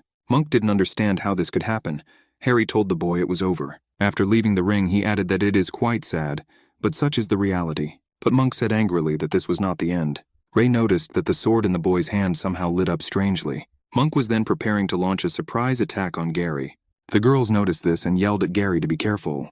The boy did not understand what was happening and did not have time to react to the unexpected attack. Then when he looked back, Monk's sword was stopped. Everyone present did not have time to understand how this could happen. Ray stopped the boy's sword and told him to stop. Monk dropped his sword and started apologizing. Scavia didn't even have time to understand what happened when Monk rushed at Gary, but Ray reacted very quickly. The boy apologized for everything and explained that he was very impulsive, and if Ray hadn't stopped him, the boy would have been in big trouble. Then the audience began to argue over who won, Monk or Gary. Kale said that because a third party had intervened in the fight, the result would be declared later, and all contestants would be able to get their money back. Spectators got angry because their money would be returned only later. They started running over the guy. Kyle asked everyone to calm down and promised to return all the money back. But the audience began to throw stones at them, accusing that the boy had arranged everything from the very beginning. They shouted at them to sweep out of the academy. Ray heard him being called a damn red and told to get out of the academy. Monk asked everyone present to calm down their screams and hatred. Gary asked Ray how he was, and the boy said he was fine. Scavia and Martha also asked those present to calm down the commotion. At that time, the companion of Delbert's son was preparing to throw a brick at the participants. But then a pebble flew at him and the boy dropped the brick from his hands. It was Monk. He asked not to do this, but the audience replied that he would remember him. The green-eyed boy standing nearby watched this whole scene with a displeased face. Everyone present again insulted the boy because of his hair color. Ray did not understand why it happened again. The insults that the boy heard were like a sticky poison that engulfed and suffocated him. Only insults, death wishes, and hatred echoed in his head. His rage only became greater because of the insulting words of everyone present. Then a voice rang out from the crowd, ordering everyone to calm down. The students saw Sir Winford. Some suggested that he too was betting, but other students said that could not be the case. Gary told the knight that Ray had lost a lot of blood and needed medical attention, and when trying to help, Ray replied that he could handle that himself. Then the knight informed the boy that his mother had arrived. It was unexpected. He froze for a moment. Looking out the window, Scarlet waited for her son to arrive. Then she heard Ray enter the room. The boy couldn't believe that his mother had actually arrived at the academy. She greeted the boy and said that he had grown up a lot during this time. The boy asked the woman if she had come to report that their father had begun to recover, but the woman told Ray that their father had left. The boy was scared. He thought that Jack was dead, but he misunderstood Scarlet. She meant that the father had left their home and left the village. Ray did not understand how he was able to move on his own, because Jack was bedridden, and Sir Winford did not reveal the whole truth about the shadow plague to the boy. Most patients die and few manage to survive.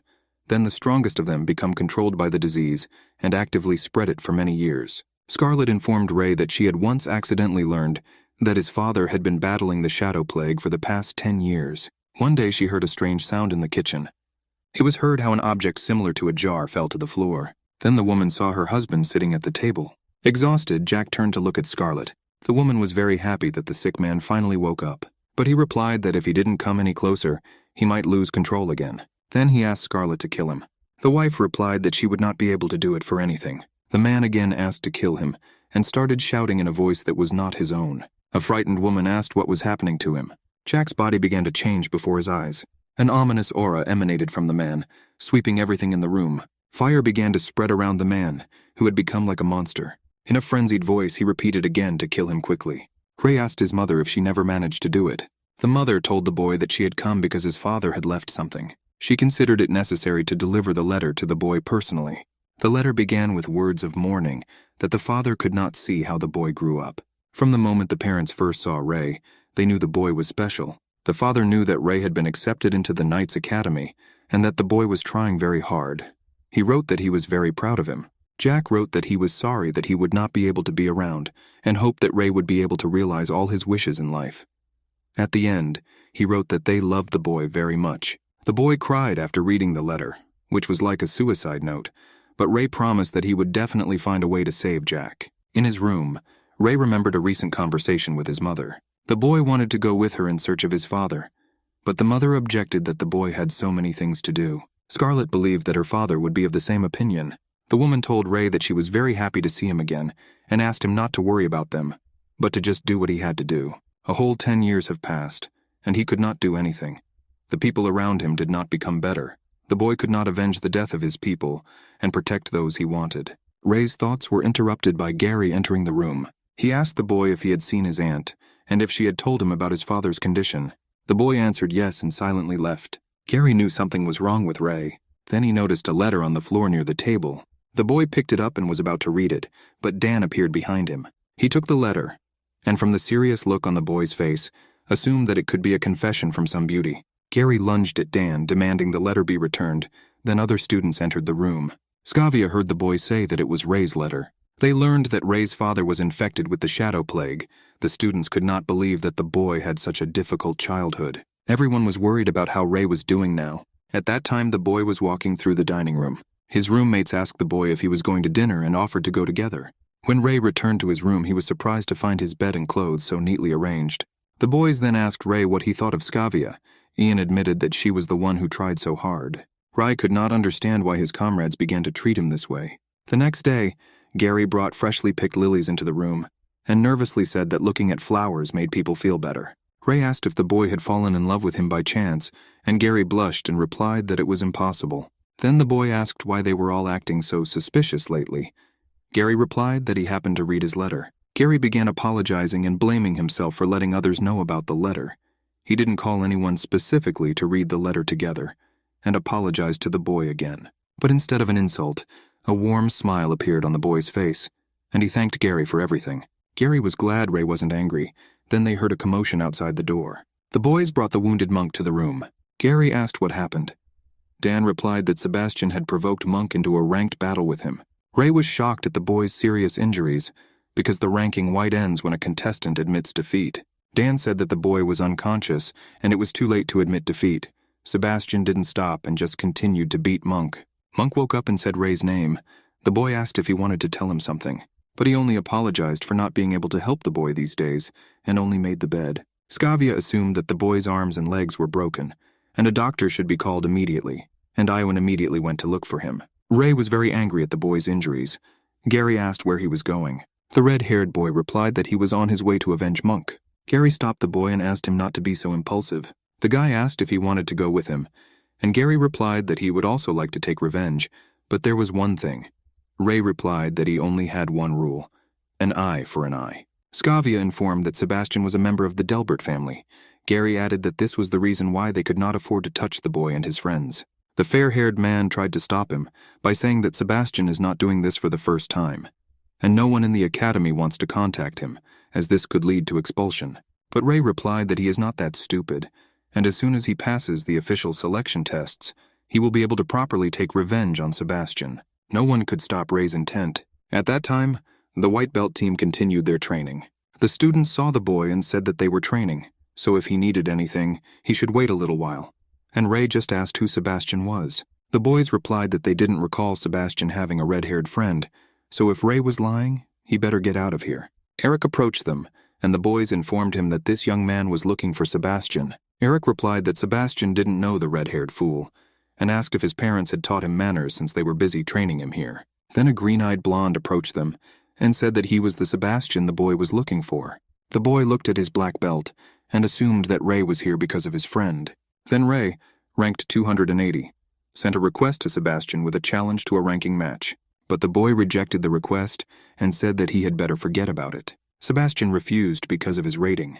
The boy thought that Monk was an ordinary nerd among them, but he did not expect that he would be so annoying. He apologized and said that he didn't mean to hurt the boy, and suggested that there was a natural difference between people from ordinary families and them. Sebastian said he didn't want that to happen again and asked Ray to leave.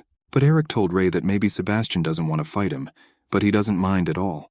The guy said that he is currently in 9th place, and if Ray manages to beat him, then maybe others will want to accept his challenge. Then, Eric asked Sebastian if he didn't mind, and the boy replied that he should do as he wanted.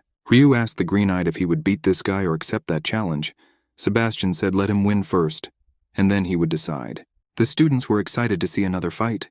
They also noticed that the red-haired boy did not draw his sword. Eric thought this was a great opportunity to show off using a trick Sebastian had just taught him. Sebastian noticed that Eric, as always, made fun of the younger ones in his repertoire.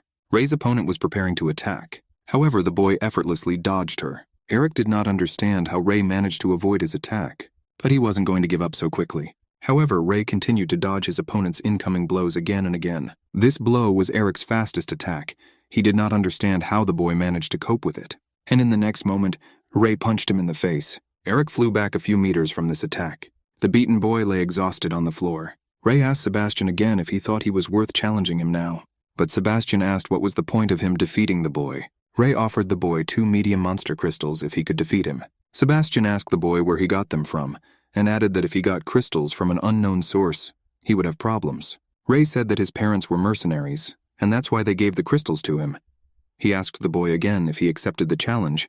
Sebastian agreed, but with one condition. He said that he wanted this fight to be held in public, so that later, no one would think that he took the beast crystals from Ray by force. The boy agreed. Everyone around supported Sebastian by saying that he was much better than the red-haired boy. Kale asked Ray if he was really going to fight that guy, since he was ranked number 2. Kale said if Ray was going to bet on his own loss to break the pot, it was a bad idea, and Ray told the guy to go about his business. Then the boy asked for a promise that Ray would at least break the boy's nose. The red-haired man replied that he would definitely do it. Kale walked around the podium announcing the betting. Dan asked the neighbors if they thought Ray could last long, and Skavia had a different opinion on the outcome of this fight. Dan suggested that it was because of the girl's crush on Ray, but she countered that if he didn't understand how strong Ray was, he'd lose all his money. Gary wasn't worried about the outcome. He was more worried about whether Knight Delbert would be mad with rage after this match. Sebastian entered the arena with the words that the children of knights should become knights, and the children of Christians should become Christians, which is the essence of class inequality. He thought that it was the victory over Eric that gave Ray such confidence. But after that, he added that thanks to this battle, the boy will understand how big the difference between them is, and Ray just said to save his puns for the fanatics. After that, the referee announced that the fight would start in 3 seconds. Ray's comrades nervously waited for the start of the match. A second before the start, Ray put a mask on his face. The referee announced the start, and Sebastian immediately pounced on the boy with an attack. Gary was very worried about Ray's condition after this attack. Sebastian told Ray that he was the lucky one, because the battle continued with only units after his first attack. Ray replied that the boy wasn't having any luck yet. Then Sebastian noticed a scratch on his face. He said that this wound was not too deep, and if all of the boy's subsequent attacks were at the same level, at this rate, Ray would never defeat him.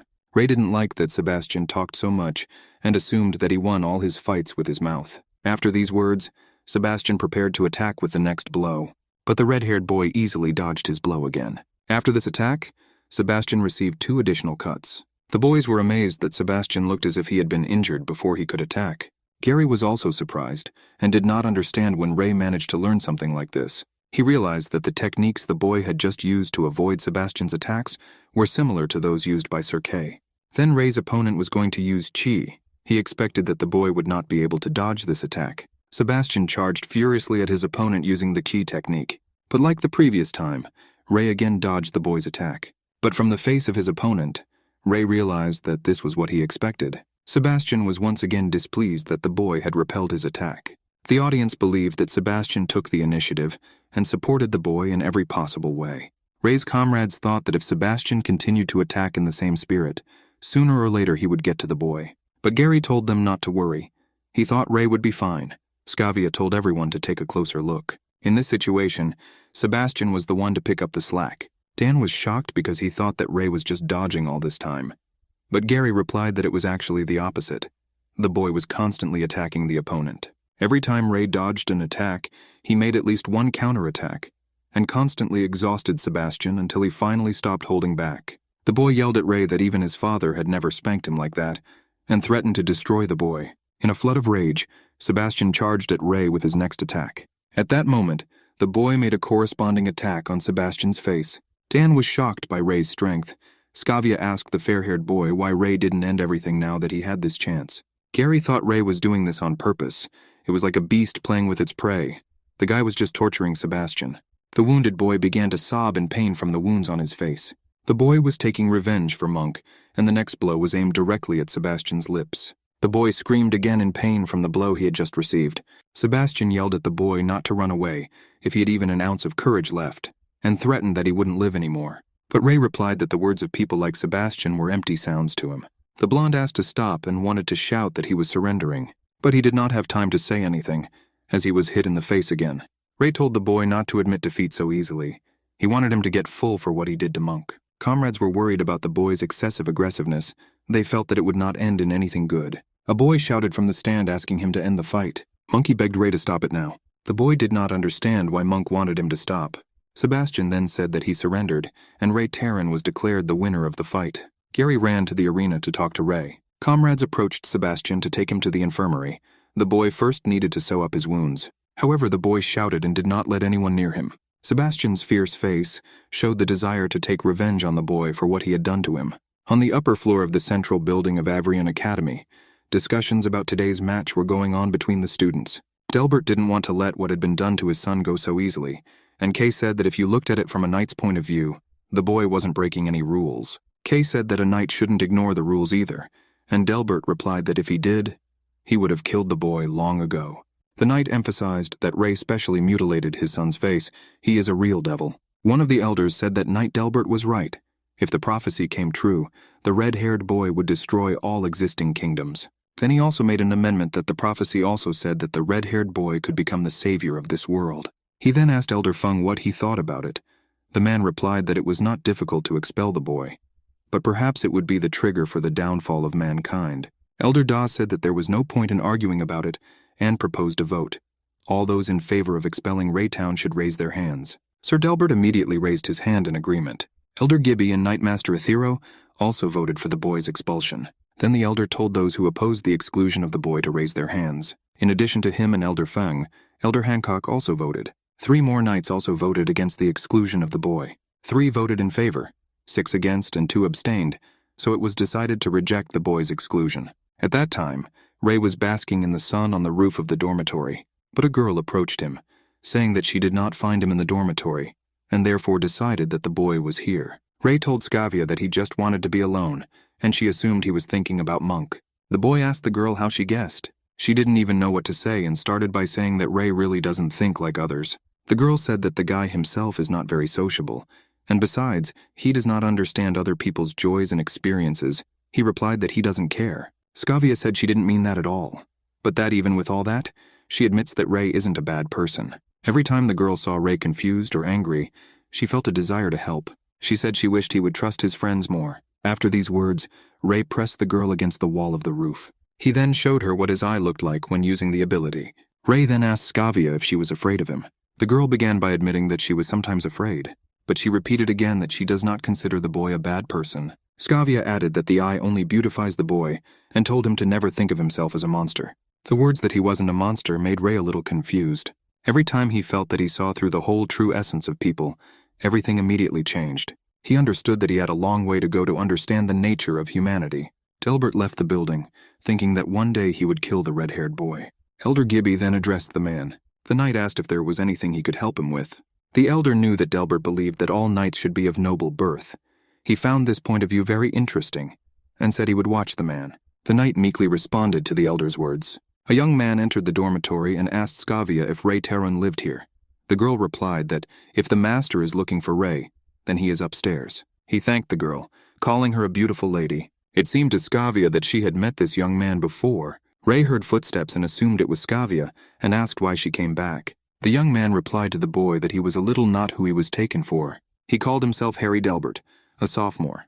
Ray immediately knew whose relative this boy was. Harry confirmed that the boy Ray had defeated today was his brother. Then Ray asked if he had come here for revenge. But the young man replied that Ray misunderstood him. In fact, he wanted to thank him. Sebastian had a high-minded character, and his manners were a little lame. So Harry said that his brother's defeat was only a matter of time, and it would teach him a good lesson. Ray asked if that was all he wanted to say. Harry said that even though the boy couldn't participate in ranking battles between different courses, he wanted to teach Ray a lesson. He handed the boy a sword, and said that when the younger brother was defeated, the elder simply could not stand by. Ray was surprised that the boy was saying that after he had gone on about how he wasn't here for revenge at all.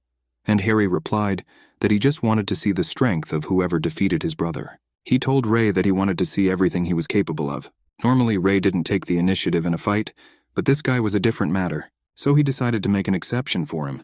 Harry immediately blocked the boy's attack, because the light emanating from his sword showed that the boy was using chi. For a while, Ray was nervous about this guy. As he bounced back, Harry said the boy had made the right decision. Ray had a strange feeling because usually when he hits such a strong blow, the opponent's sword breaks. The boy knew that if he continued like this, his sword would break first this time.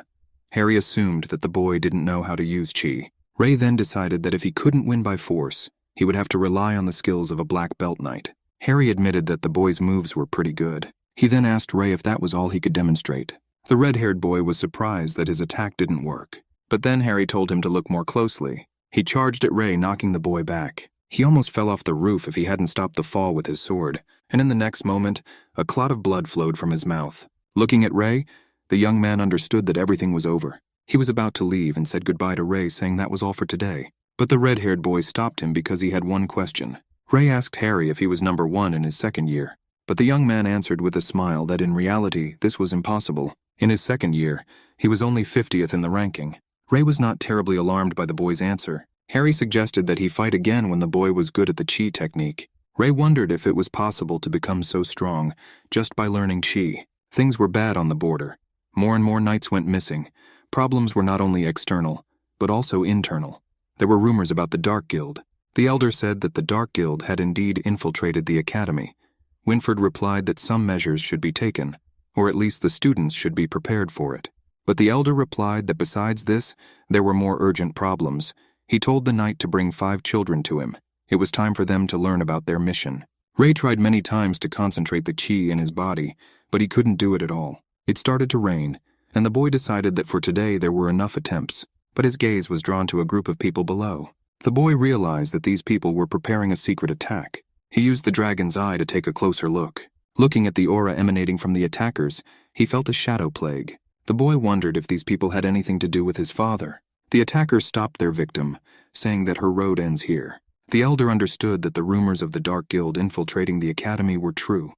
One of the attackers said that they would take over the entire Avrian Academy. The man saw that there were 4 attackers. He had not trained for a long time, so he understood that it would not be easy for him. But then a guy joined him and said that they were thinking about 2 against 4. The elder realized that Ray was one of the students of the academy. He was glad that the boy also decided to take part in the fight. The attackers did not understand what had happened, but one of them said that it did not matter, because they would all die anyway. A powerful aura emanated from the elder. He said that it would all be over soon. Ray was amazed at the strength of this old man. The attackers then turned their attacks on Ray, wishing him dead. The boy realized that their condition was different from his father's. These people were still conscious. The boy immediately dodged a knife attack from one of the criminals. Then he immediately appeared behind the criminal and prepared to strike. But he failed because he blocked his attack.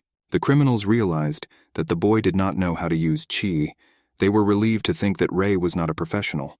Ray was unhappy that the criminals saw right through him. One of the attackers did not understand why the boy took the sword to his mouth, and the other said that they needed to deal with the boy as soon as possible. Ray dodged every incoming attack. It was difficult for the criminals to catch the boy because he moved well. They looked back to see their friend fall to the ground.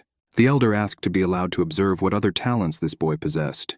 All of them and even Ray were surprised for a moment. One asked the other if he wanted to use same, and the other told him not to panic and get rid of the small one first. Ray assumed that he had worried for nothing, and now that he had a chance, he decided to take the risk. He advanced straight towards the attackers. He leapt forward and dashed right through the criminals. Ray landed on the wall of the building and prepared to lunge at them. The boy jumped back from the wall and was preparing to attack one of the attackers. The companion protected the man by deflecting Ray's attack. For a moment, the boy was worried. The criminal attacked Ray, telling him how the boy would get away with it this time. The elder told the boy to grab the man's hand and pull him close, and then turn around and throw him over the back. Ray quickly grabbed the man's arm, and in the next moment he did as the elder said. He threw the attacker at Feng, who was preparing to strike at him. The man aimed directly at the criminal's head and threw him against the wall of the building with a crash. Ray and the criminals somewhere near him were amazed by the elder's power. The voice of the knights was heard nearby. The attacker realized that it was an ambush and was going to run away. Ray noticed this and was about to catch up, but a man near him told him to leave it alone. A screen appeared in front of the boy, with a notification about the newly unlocked ability, Attracting Mana. Ray was surprised by the new ability. At that time, the elder informed the knights that everything was fine with him and ordered to go after the fugitive. The knights followed his order and went in search. The elder thanked the boy for his help. But Ray wondered why those people attacked him. He only replied that there was no special reason for this. During this life, he managed to meet a lot of strange people who wished him dead. Ray understood that the man was hiding the reasons for the attack. The man saw that Ray didn't know how to use ki. He told him to wait until his 2nd year, and then join the martial arts club. The elder promised the boy that if he joined, he would get a lot of benefits from it. Ray did not understand anything.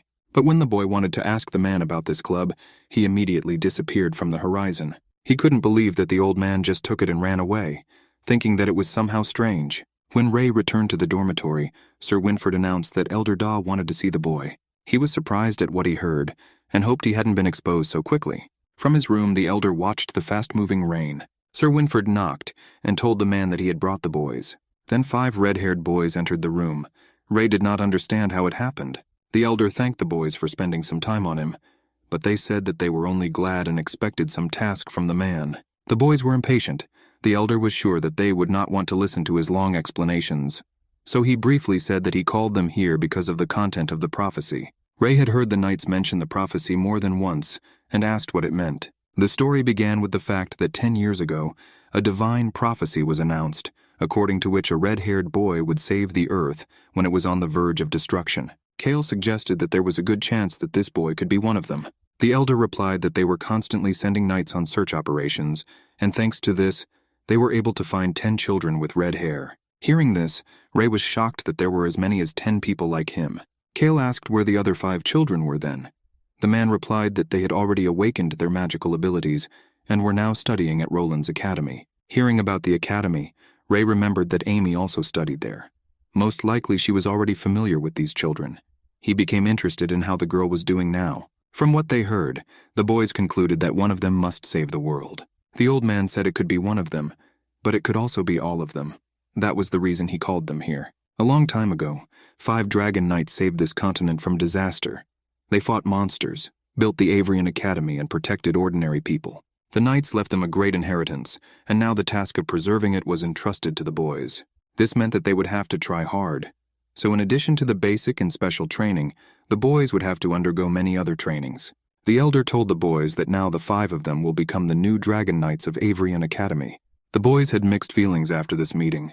Ray wanted to ask Ian something. He asked the boy if he had red hair from birth. Ian confirmed it, and added that it had caused him many problems as a child. The boy had already asked the others about it, and found out that they were all red from birth. But Ray's hair was originally black, and only then changed its color. Therefore, Ray did not understand whether he should be counted among the Dragon Knights. He had little faith in the fact that everything the elder said was true. On the territory of the Avrian Academy, it did not stop raining. Sir Winford did not understand why the elder revealed the meaning of the prophecy to the boys just now, because they were still children and had so many worries. The old man replied that everything has its own time, and that is why the boys should have learned about it now. The knight did not contradict the elder, and replied that everything was clear to him. Since the day of the meeting, Ray learned a lot of information about the Dragon Knights. In the modern world, dragons are considered a symbol of evil, and few people believed that they even existed. There were also those who believed that there was no shadow epidemic in the ancient world, mainly because dragons were considered guardians of the earth. In most sources about the Dragon Knights, the same events are told, but in different ways, the boy managed to find only one special book. It contained an accurate description of the knights themselves, their combat skills, uniforms, and even personal qualities, and divine guidance was also mentioned there. Writing books about gods was a taboo for people. The boy couldn't find any more reliable information. He only knew that God lived in the capital of the kingdom of Allure, not far from Roland's academy. If it weren't for the ban on free exit from the academy without completing knight training, Ray would be able to go talk to that god right now. Then he would be able to find out why God turned him into a man. The first year at the academy flew by imperceptibly. The end of hard training and a busy hunting season was approaching, and tomorrow the second year of study began. Ray woke up when he heard someone say something near him. He got up to see who it was and saw a startled Gary, and assumed the boy had been having a nightmare. Gary woke up to the boy's voice and asked what he was doing here. Ray said he woke up to his mumbling and asked if he was okay. Gary stubbornly replied that he was fine. He just had a nightmare.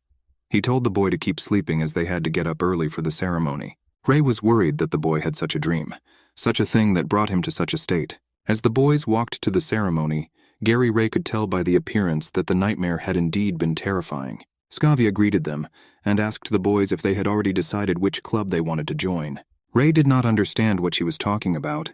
The girls scolded that in lectures, they told that all second-year students should choose a club based on their interests. There they were to undergo additional training, and after Scavia's answer, the boy asked if she had already decided where she would go. The girl replied that she had decided to join the medicine club. Then Gary added that he had also decided to join the fencing club. Ray was surprised that his friend had already decided where to join. Then the boy remembered that a man had already recommended a certain club for him to join.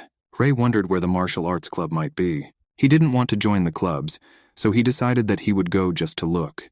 If he got bored, he would go secretly hunt magical monsters. A welcome screen appeared in front of the boy, with the acquisition of a new skill. After receiving it, Ray realized that he did not have any value in terms of magic, but assumed that if he absorbed monster crystals, the situation would change for the better. The battle with Sebastian drew a lot of attention to the boy, and because of his 10th place in the ranking, he will have to give up several battles. Ray reached the building of the Martial Arts Club, which was located in one of the unpopular areas of the academy. The boy was surprised by the neglected appearance of the club building.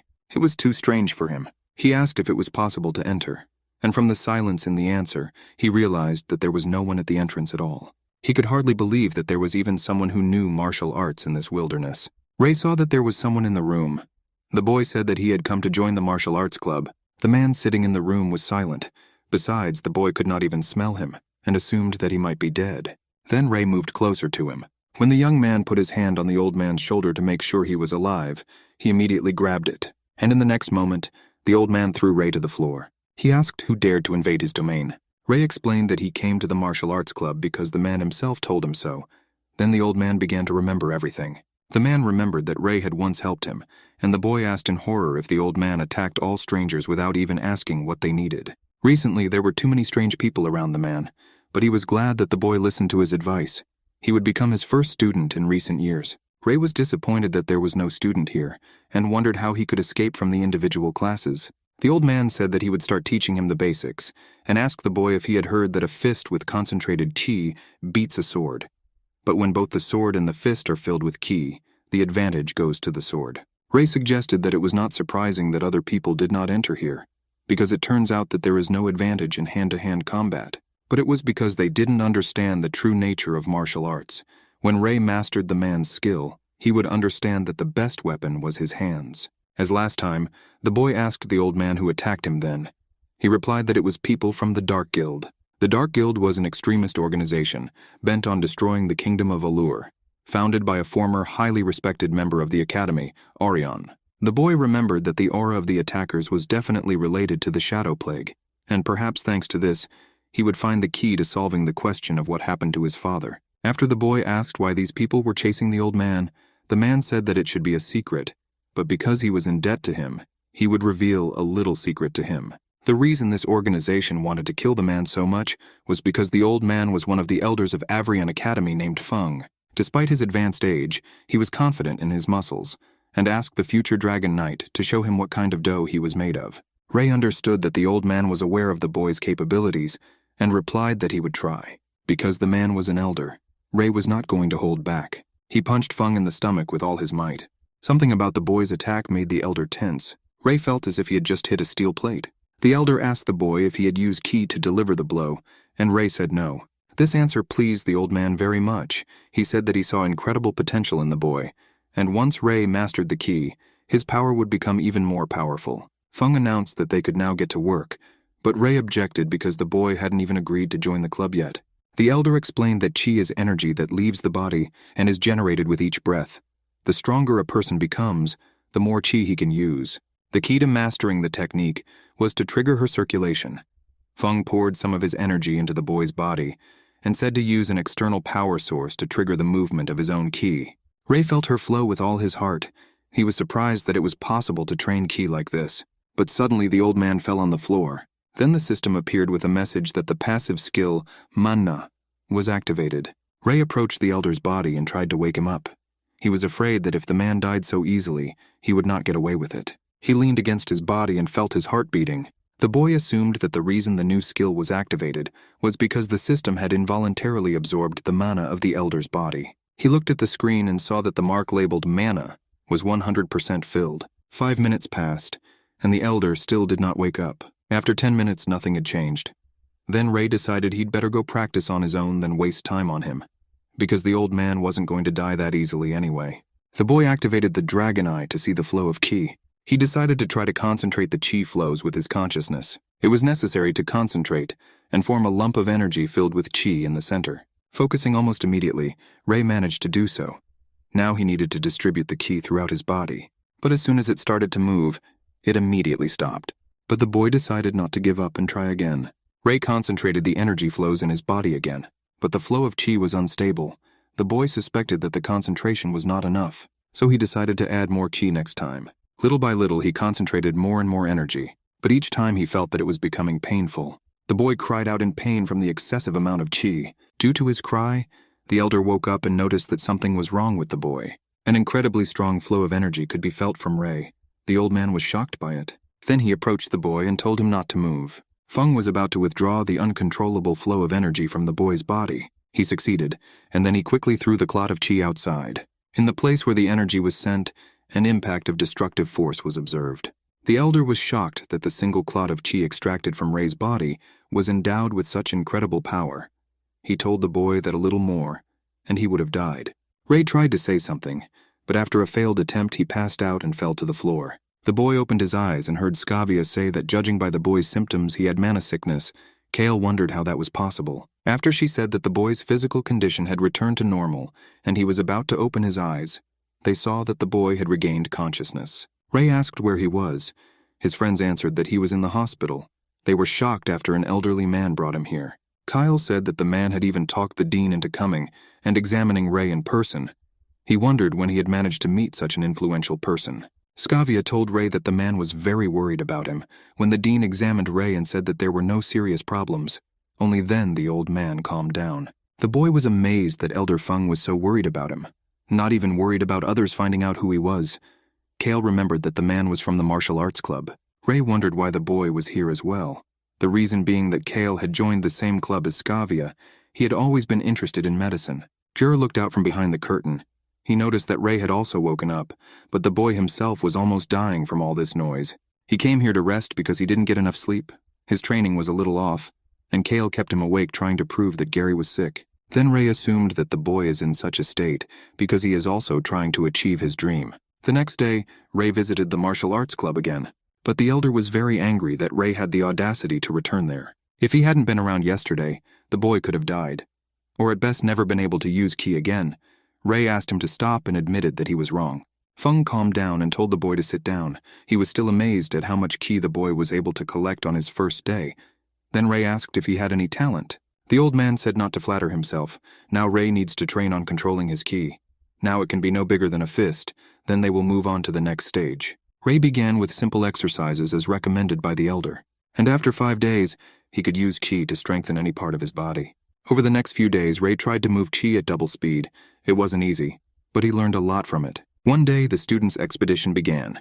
It was the first after the transition to the second year. Armsman Lancy said that there were 3 areas of hunting grounds near the academy, safe enough for free hunting, where you could get monster crystals. There were several places where monsters were breeding, and if the students wanted to stay alive, he recommended that they be more careful and not go near there. 3 teams went to each of the territories, after which they had to change locations. This will allow them to learn about different types of monsters. Martha reported that they were now in the territory of the insect forest. Dan did not understand how any bugs could harm them. From Gary's appearance, Ray noticed that the boy still hadn't recovered. Skavia warned them that something was coming, but Dan said not to make an elephant out of a fly. From a distance it looked like an ordinary ladybug, but the approaching monster was larger than a human head, and Kale and Dan were immediately frightened. The next moment, Marta pierced the body of a huge beetle with an arrow. Skavia told everyone to be on the lookout. The bugs might seem weak, but most of the time they moved in packs. After these words, they noticed the approaching pack of monsters. The students fought off the bugs with all their might. The monsters were extremely fast and attacked in packs. A giant bug was approaching Ray. Skavia yelled at the boy to be more careful. Ray swung, concentrating these in his palm. He pierced the monster's body with a swift strike. Kale was impressed that Ray had learned to control his chi.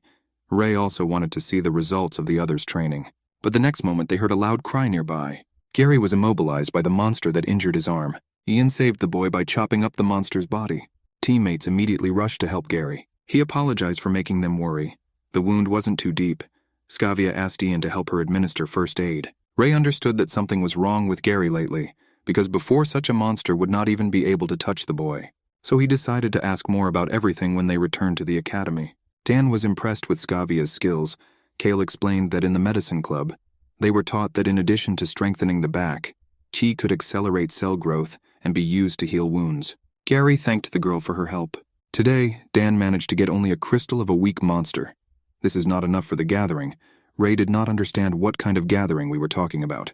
The boy looked at Ray in surprise and scolded him for not listening to the briefing at all. He explained that 1/10 of the crystals obtained will be taken as a fee.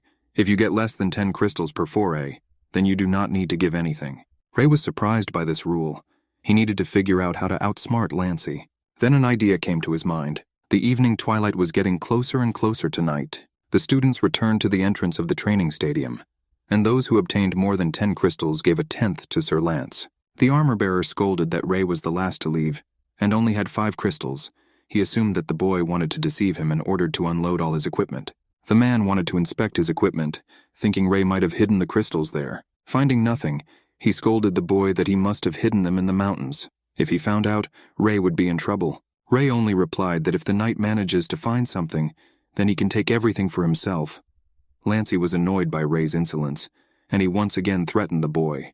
Monk asked the boy how he managed to turn it around, because he got more than just small monster crystals, and Ray told him to keep it a secret. This was achieved due to the fact that when the boy transfers the monster crystal into the system, which falls directly after the death of the monster, it turns into the most ordinary stone. His friends were looking for crystals in the remains of the monsters directly. To divert suspicion, the boy decided to monitor the system while he hunted with the others. In addition, once a crystal enters the system, it cannot be returned. In order to go to the virtual store, you need to leave some physical crystals of the beast. The guy kept 5 pieces for himself.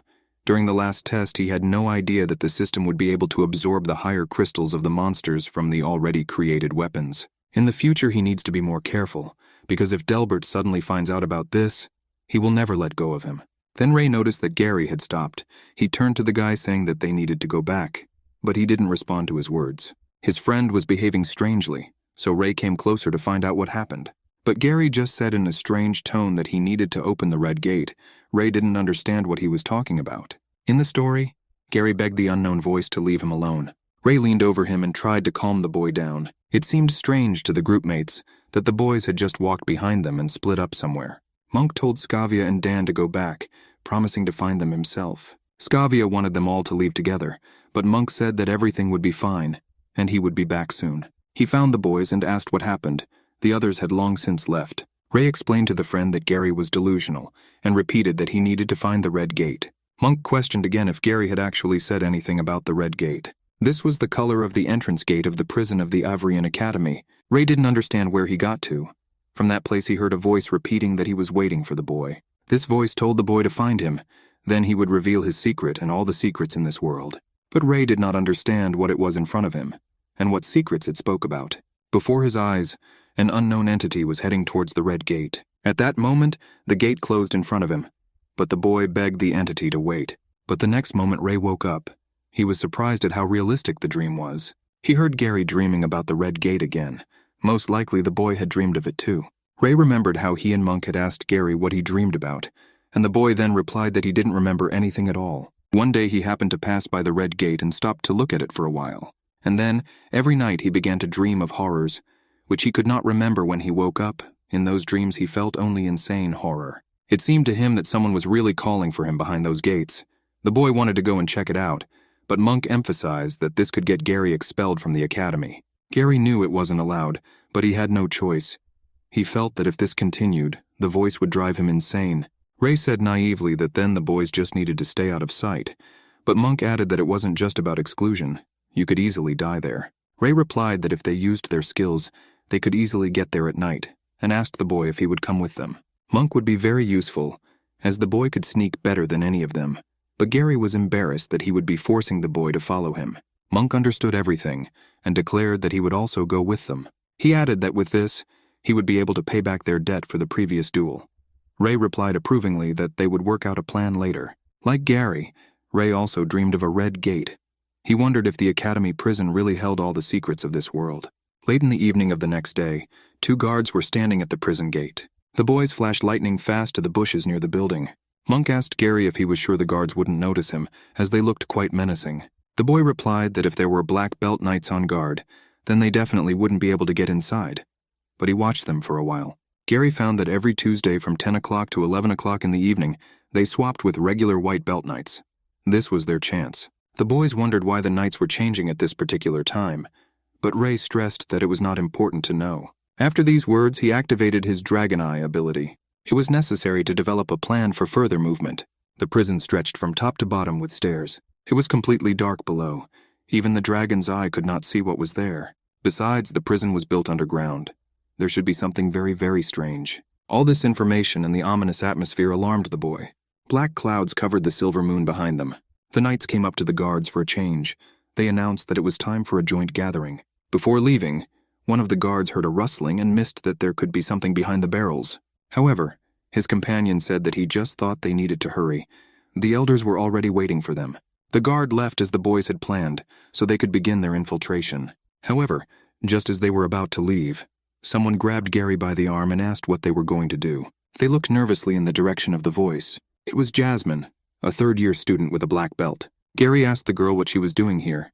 She replied that she was just training nearby, and saw them hiding here. Jasmine asked if the boys were going to sneak into this building. Gary awkwardly tried to say something, but didn't have time to prove it. Barrels fell on both sides of the guards. They wondered why something always happened during their shift. The sentry was sure that he had tightened all the rope on the supplies. Ray realized that Monk was already on his way. They needed to hurry. The girl started rehearsing because of what she heard. It was against school rules and very dangerous. The boys even dragged Monk into it. Ray apologized to the girl in advance, saying that they would have to do it. She was afraid that she would be silenced. Then Gary knocked out Jasmine. She was talking too much, so they had no other choice. Ray decided to take the girl with them, because if she came to her senses and told everything, then they would be in big trouble. The boys approached Monk and asked him if he had opened the door yet. The guards were about to return. He asked to be patient a little longer and not to rush him, and after a moment the entrance was broken. The boys slowly entered through the gate, while the guards continued to argue over who was to blame for the barrels falling. The killer of the examiner watched all this from under the trees. He was pleased that this time Ray had gone alone to certain death. The assassin smiled in satisfaction, and thought Lord Gibby would be pleased. The boys got inside. There was not a single curtain in the building, but fortunately they had brought lighting stones with them. Monk was surprised to see an unconscious Jasmine in Ray's arms. Gary explained that she had detected them, so they had to take her with them. Then the girl regained consciousness. Gary held out his hand and asked if she was all right. Jasmine was displeased that they dared to cut down their senpai and threatened to turn them in. Gary began to make excuses that they really had no other choice. Ray told the girl to report it, to scream at the top of her lungs. But then security would notice her, and they would all be kicked out of the academy. Monk tried to calm the girl. He suggested that if they are here, then they should find out what is in this prison. However, Jasmine was still angry because of Ray's words. Then the girl said that she really didn't care if the boys got in trouble because of it, and since she was older, they should follow and listen to the girl. So Jasmine led everyone down with her. It seemed that there was no one in this building. Monk wondered what kind of prison it was, in which there were no prisoners. Nothing was known about it. Gary had never heard of prisoners being transferred here. He had no idea why the building was so heavily guarded. Jasmine thought that the boys knew something about this prison. Ray asked the girl if she might have heard some rumors. Jasmine replied that according to legend, this place is called Avrian's prison, and false prisoners are imprisoned there. Some believe that the academy called this place a prison to hide what they did not want to expose to the public. If this information leaked out, it would be a big shock for everyone. But it was still unknown what was actually happening here. After all, what the girl told was just a legend. It was rumored that no one had ever been inside, except for the 3 horsemen and the 6th elder. A strong, smelly wind came from below. Ray heard a noise coming from there. Monk offered to go back. He didn't want to go any further. Jasmine supported him, saying it was a good offer. But Gary objected. He wanted to go down if only to find out what he had dreamed. Then they reached the very bottom together. Another door awaited them there. They were just gigantic in size compared to the students. This door seemed very old. Jasmine wondered what it was made of. Gary said that it didn't matter, and concentrated the key in his hands to open the entrance. Monk didn't think it was a very good idea, and Gary scolded the boy to help instead of complaining. Jasmine told Gary that she thought he was doing just fine on his own, but she also started pushing on the door. Even with the dragon's eye, Ray couldn't see what was inside. He assumed that the place was enchanted with higher-level magic or had a special shield placed on it. The students continued to push, but to no avail. But in any case, there was something extremely important behind the door. Gary said he wouldn't go back for anything and asked Ray to help them. A screen with the function to open the door appeared in front of Ray. The mechanism on the door moved with a characteristic sound, and the magic crystal did not illuminate everything that was in front of the eyes, so it was difficult to see what was inside. The boy pressed yes, and the door opened. Monk was shocked and asked how it was. Ray explained as soon as he touched it, the door opened by itself. Gary hesitated for a moment, but decided to continue. Fear of the unknown instantly took hold of the group. The place was creepy. You could often see the remains of someone's bones. Gary alarmedly announced that he had just stepped on something. They saw a skull in front of them that resembled a dragon's. Jasmine assumed that the creature was killed by the knights, but Ray countered that dragons don't die that easily. At the turn, they noticed a faintly bright light. Ray assumed they were nearing their destination. Gary was surprised by what he saw and called the other students to him. A spacious place with empty cages appeared before them. Monk was disturbed by the broken bars. It seemed that those who were there had escaped. They already wanted to go back, because if monster battles were really held in this place, then the owner of the prison is clearly not an ordinary person. Ray agreed that they had indeed gone far enough and said that they needed to get back before the changing of the guards. Gary objected and said they didn't understand anything. He believes that in order to get to the truth, they need to go a little further. The boy followed the voice calling him to him, but Ray ran after him and shouted at Gary not to go any further. He begged him to stop. The boy understood that Gary was dreaming again. A strange wind appeared around again. Anxiety ran through the students' bodies from the noise. There was a crackling sound from the powerful attack on the wall where Gary was thrown. Ray felt a threatening aura and began to prepare for battle. A huge creature was approaching them from the prison. With one of her steps, the ground under her feet crumbled into fragments. Jasmine could not believe what she saw in front of her. A king-level monster, the stray cow god, was heading towards them. An insanely fierce scream came from the monster. The sound wave from his scream knocked over everything in its path. Then the monster looked towards the exhausted Jasmine. Monk warned the girl that the monster was approaching her, but her legs did not listen. The monster grabbed the girl with its huge paw, but Monk immediately saved the girl by injuring the monster's hand. The boy went down to Jasmine to help the girl up. The monster was about to unleash a magical attack. They needed to run away quickly. They wouldn't be able to survive it. The lost cow god synthesized a clot of magic in his mouth. After that, he immediately unleashed an attack on Jasmine and Monk. The impact caused a huge dust storm all around. Gary didn't understand what kind of monster stood before them, and he was also worried about his friends. Fortunately, everything was fine with them. Ray's tamed wolf protected them from the attack. Monk did not understand why this monster saved them. Ray didn't have time to explain everything. He just said that this monster was on their side and they shouldn't be afraid of him. The boy ordered Nova to move Jasmine to a safer place first. Monk was shocked that the wolf obeyed Ray's orders. Ray had a plan, according to which Monk should kill the monster with knives while Ray would grab him. But the boy thought that it was simply impossible to do, because this monster was incredibly strong. However, Ray asked the boy to trust him. Monk understood everything. Ray told the boy to be more careful. Ray then approached the head of the stray cow god. With the help of Chi, the boy grabbed his horn. He felt that the monster was incredibly strong. The monster wanted to knock Ray off his horns, driving him into a stone wall. But even in spite of this, the boy had intentions to finish him off here and now. Monk was heading towards the monster, preparing to finish it off. He lunged at the monster to sink his blades into its skin. But in despair, the boy realized that the monster's skin was completely impenetrable, even harder than steel. Gary rushed to Monk's aid with Ray's tamed wolf. The boy also attacked the monster's skin, but his sword flew into pieces. A stream of magic flowed from the monster again, knocking the boys aside. Ray then activated his newly acquired mana distribution ability. The boy was replenishing his mana reserves at the expense of the body of the stray cow god. Ray quickly broke free from the monster's attack. As the boy regained his mana, he was about to attack the monster. He concentrated his ki and poured it into his next attack. With a quick blow, the boy hit the monster's neck. Ray expected that he succeeded in everything. The special training from the elder was not in vain. However, the boy immediately heard Gary's loud cry. The monster wasn't defeated yet. It knocked Ray aside with its paw. The boy did not even know how to control his body. His human body was not yet strong enough, all because he had spewed out a large amount of mana and was numbed by the monster's electric shock all at once. Ray understood that if they did not do anything, then they would be finished. But then he saw a human figure and was worried for a moment. This person told the students that they had come into contact with an enemy they could not control. It was their mentor, Sir K. He told the kids to get out of there. Monk was glad that the teacher had come to save them from the monster. The mentor said that he would deal with them later, and rushed to attack the stray cow god. With one swing of the sword, the man cut off the monster's horn, but it grabbed the teacher's leg in return. This made the man nervous. The monster was about to punch Night K. However, the man escaped from captivity, cutting off 3 of the monster's fingers. It cried out in pain with a frantic cry. The monster rushed to find the man in order to take revenge on him. However, he could not see the knight anywhere. Then his enemy suddenly appeared behind the monster and asked if it looked like him. But before the stray cow god could react, Sir K immediately decapitated him. The boys breathed a sigh of relief because the monster was finally neutralized. Ray told his tamed wolf to go back. It said on the screen that the boy had unlocked a new elemental absorption ability. He assumed it was due to the electric shock from the monster. Luckily, the monster had little magical power left. Otherwise, Sir K wouldn't have managed to get out of its clutches unharmed. He told the boys to follow him before they got into any more trouble. K asked the students if they wanted to tell him anything.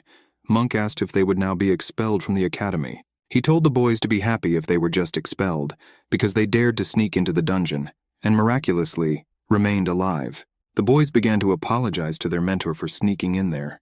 But the teacher had no desire to exclude the boys because they managed to survive the encounter with the king-level monster. He said that if the boys promise to keep everything secret, then he will pretend that he did not see anything. The students were very happy to hear and promised not to tell anyone.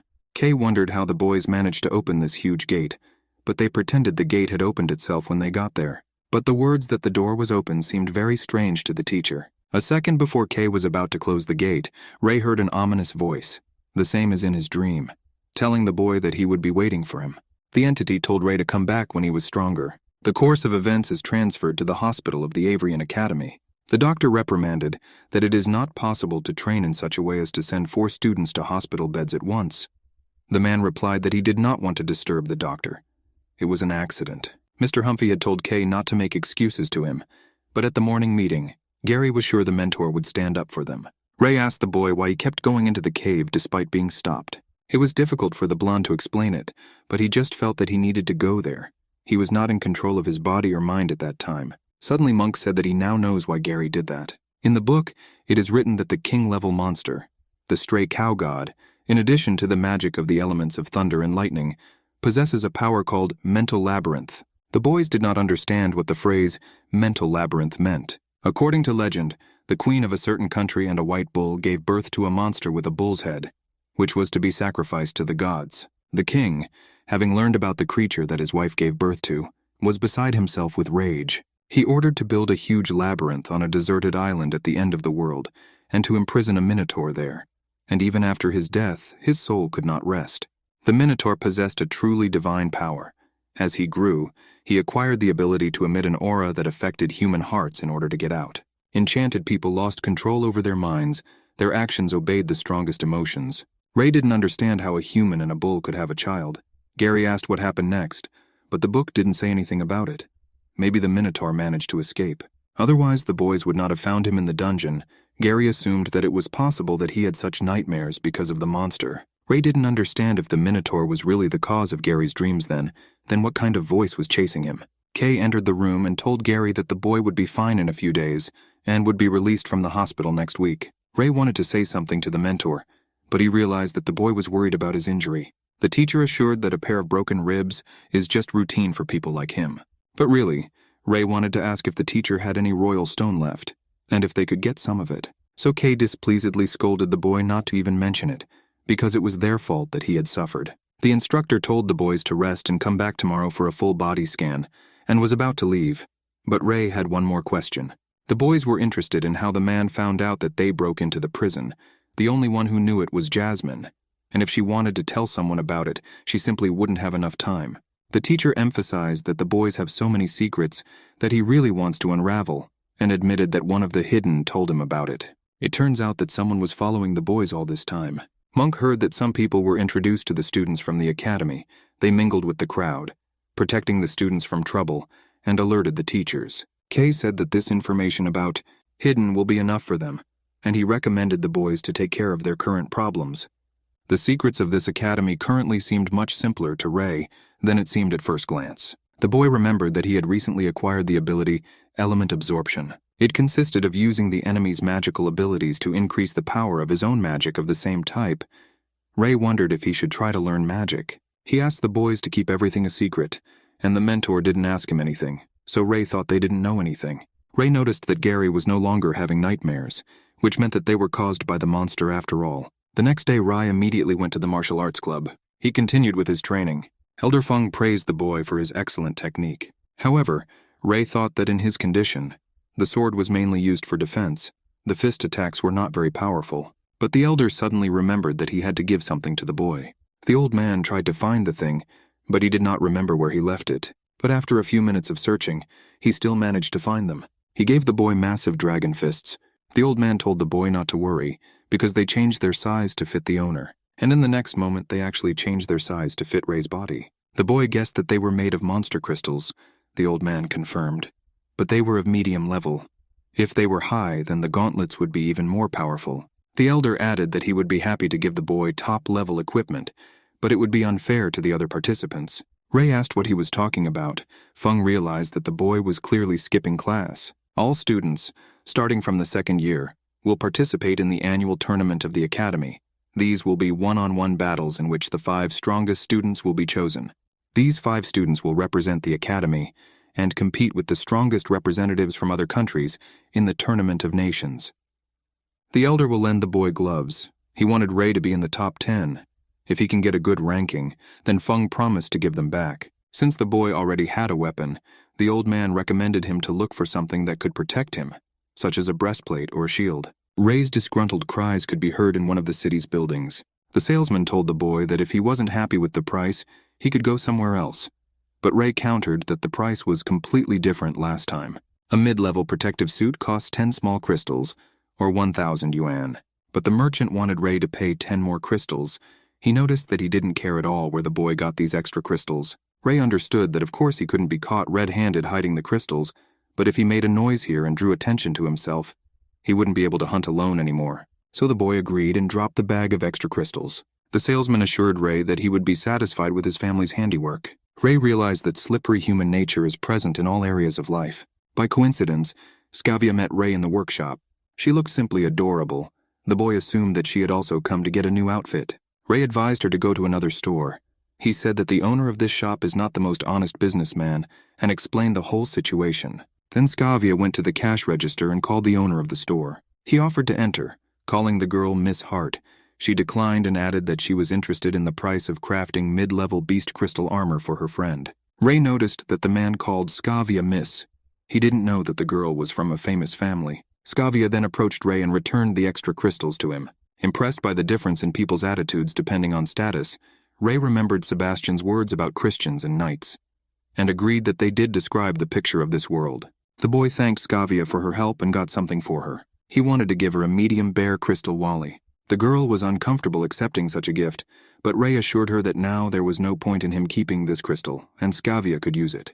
The guy said goodbye to the girl and was going to go for a walk. The gift from Ray's hands made her feel good. In the end, Ray was satisfied with the finished uniform. The seller emphasized that he did not know that Ray was a friend of the eldest daughter of the Hart family, and apologized if he offended the boy. Ray was eager to try his hand at higher-level monster hunting with the new breastplate and gauntlets that the elder had given him. At that time, Elder Gibby looked out the window of the room. He was troubled by the thought that Ray had managed to get out of the underground prison alive. The subject reported to the man that the spy had reported the disciples to Kay, and it was the knight who had saved them. With the 3 horsemen and the troubled Kay on the boy's side, it will now be even more difficult for them to carry out their plans. Then the subject offered to use the knight Delbert this time.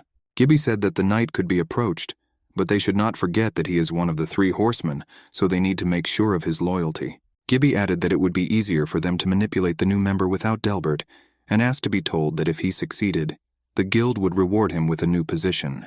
The man was about to leave and immediately give a new order to the devotees, but the elder stopped him for a moment.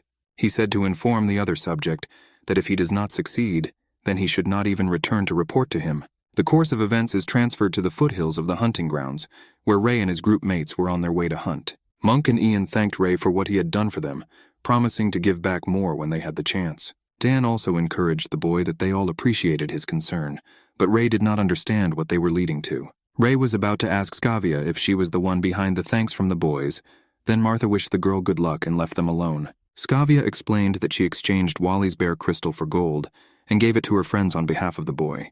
She already had a good shield, so she didn't really need the money. The girl asked if he was angry that she did this without asking his opinion, but Ray objected. He was not upset at all. He told Scavia that she would make a good leader. The girl blushed and was flustered by the fact that Ray had suddenly become so serious. Gary asked Ray to tell him the truth, if there really was nothing between him and Scavia. But Ray asked the boy what he meant by those words. Gary told him to forget it, but asked him to promise that he wouldn't do that to Amy when he saw her again. But Ray did not understand the meaning of the fair-haired man's words at all. 2 insect monsters approached the students. The boys told their comrades to prepare for battle. Ray took a closer look at the monsters with the dragon's eye. They were just low-ranking monsters, so there was nothing to worry about. The boys were now easily defeating them, which showed that their fighting skills had improved. In terms of speed, Monk also kept up with Gary and Dan. When the boy landed behind him, a rumble came from the ground. Ray immediately sensed the threat and told the boys to be more careful. A giant Hercules beetle climbed out of the ground to the surface. Monk was worried that they had come across a mid-level monster. Dan was encouraged by the fact that the mid-level magical monster was just a bug. After that, the boy rushed at the Hercules beetle with an attack. His blow caused the beetle to crash into the stones, but it did not harm him. Dan was shocked that this bug's shell was so hard. Ray warned his friends that more bugs were coming. One by one, the Hercules beetles began to emerge from the ground. Gary tried to attack one bug with his steel sword. However, it was to no avail.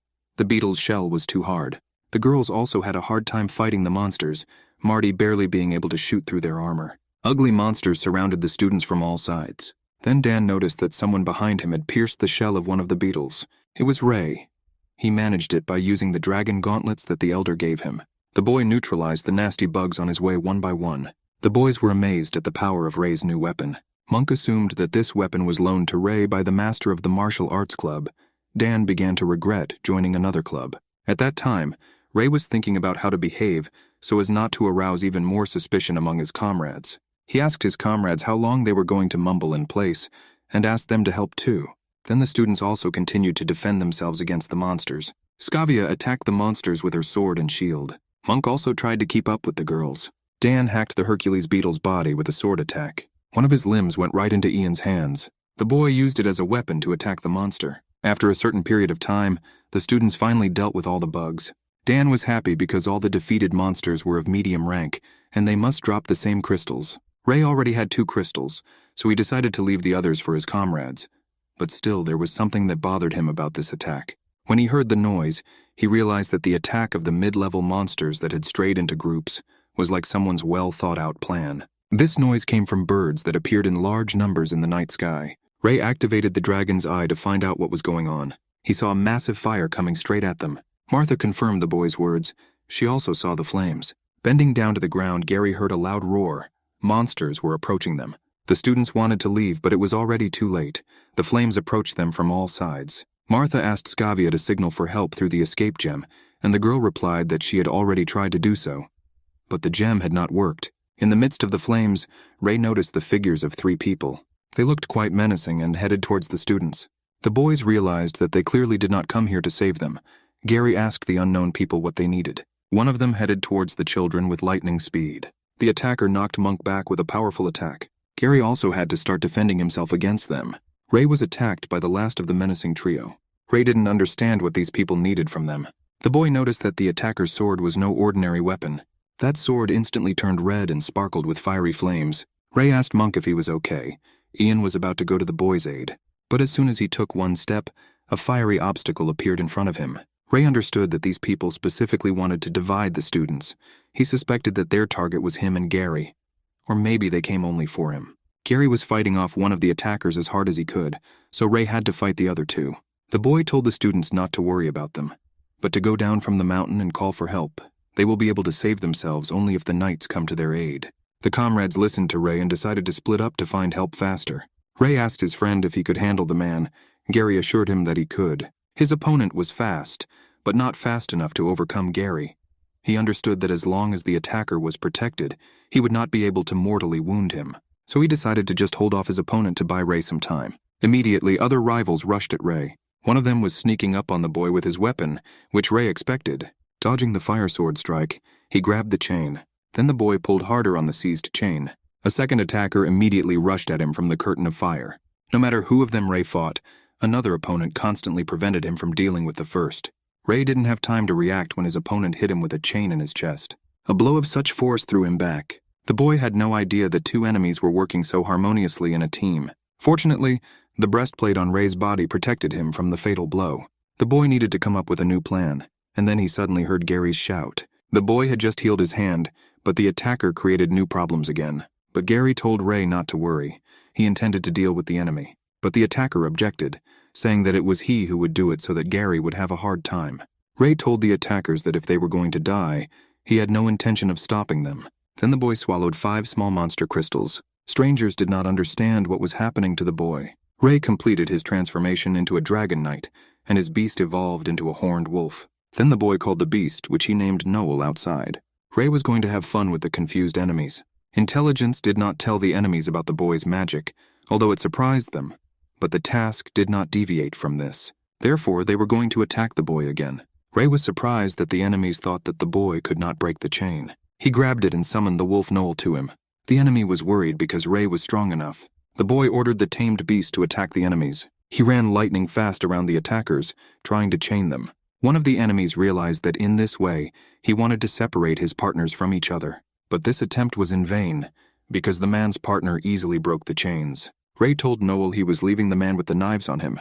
The boy himself at that time rushed to the man with the inferno sword. His partner, speeding up, was going to attack the boy, but he was prevented from doing so by a jumping wolf. But the enemy was not too worried about this, because he put animals like Noel to the bottom by the hundreds a day. Ray's opponent continued to attack with his sword, so the boy decided to neutralize his weapon.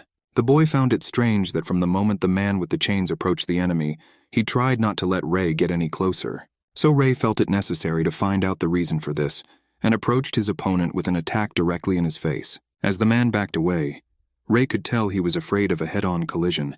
Then they looked back at the noise behind them. Gary's opponent was in despair at the fact that, although he is only a student of the academy, he is causing so much trouble. He demanded that the enemy confess why they had attacked them. Then the boy noticed that a fiery attack was approaching them. Thanks to Ray's warning, he managed to dodge her. However, his opponent failed to do the same. His last words were a plea for help.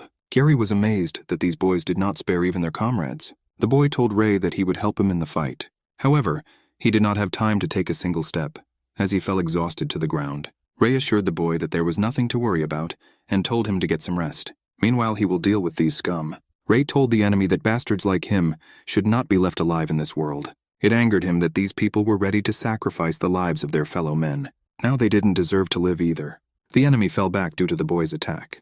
Ray was impressed by the strength of his opponent's armor. He realized that this time the attackers had prepared very carefully. The enemy not only had the inferno sword, but also strong defenses all over their bodies. If this continues, the boy's uniform will not last, so he will have to look for another way out of the situation. The man with the knives told Noel that he could easily deal with a mid-level magical beast, and assured him not to worry. He would not let him die before his master. Ray's wolf then tried to confuse the opponent by moving from one place to another, but the enemy took the chain in his hands and grabbed the beast with it. At the time Gary was watching this, he decided he had to do something to help. The enemy swung a knife and was about to stab the wolf, but at that moment Gary stood in the way, saving Noel. The man admitted that the fair-haired man, although still a child, was strong enough for his age. Then the enemy said to Gary, "If he is so eager to die, then he will kill him instead of this animal." But Gary managed to throw his sword at Noel. He told the wolf to fight with this sword just like his master. The beast listened to the boy's words and took the sword to its mouth. The enemy was going to kill the boy, but Gary said that he would not let him go, even if he died. And the very next moment, the man was standing in front of Gary, decapitated. He did not even have time to understand how this could happen. The last of the three criminals, looking around, called his partner incompetent. Ray took advantage of this moment and pointed the sword at his face. The man barely managed to dodge this attack, but Ray quickly grabbed the sword back. The guy pounced on the enemy to see who he was and destroyed his mask. But what he saw behind her greatly surprised the boy. Gary also tried to see who was behind the mask. The third attacker was their teacher, Sir Lancey. Gary was beside himself with surprise and rage. He did not understand why the man did this to them, because he was a knight and their teacher. Lancey replied as he lunged at Gary with his sword that it didn't matter for now as the boys were going to die anyway. Ray desperately yelled at Gary to be more careful. But at that moment, Ray's tamed animal rushed to the boy's aid. Noel's body was engulfed in flames, and in order to save him, the boy canceled the summons. But the attacker wasted no time and immediately rushed to attack Ray. The boy did not understand why. For the sake of his intentions, the teacher involved other students in this. There will always be scumbags like Lancey in the human race. People like him always like to hurt others. Ray was going to make the knight pay for everything. The thief expected that as long as the boy was holding the sword, he would draw all the power from him. But in fact, at this time, Ray was absorbing the fire elements from him. Ray replied with a smile to the knight that he was the only one who would die on this battlefield. But Lancey did not expect that the boy would be able to hold out for long. But his face became numb with horror as he realized that the flame on the sword was only getting weaker. He was then about to take the sword back, but Ray resisted. The attacker began to kick the boy with all his might. He pushed Ray back, not understanding what was wrong with the boy. Several broken ribs pushed the boy to use one dangerous technique. He was about to combine his ki and the fire element he had just absorbed. Combining them, he intended to use them as his own weapon. Lancey called the boy a demon and shouted that they really should have killed him sooner. With all his rage, he charged at Ray. But in the next moment, the boy deprived him of the hand holding the sword. The attacker didn't even have time to realize what had happened and where his inferno sword had gone. But after a second, he cried out from unbearable pain. Ray haughtily told the knight that his time was up. After these words, Sir Lancey's whole body was engulfed in flames.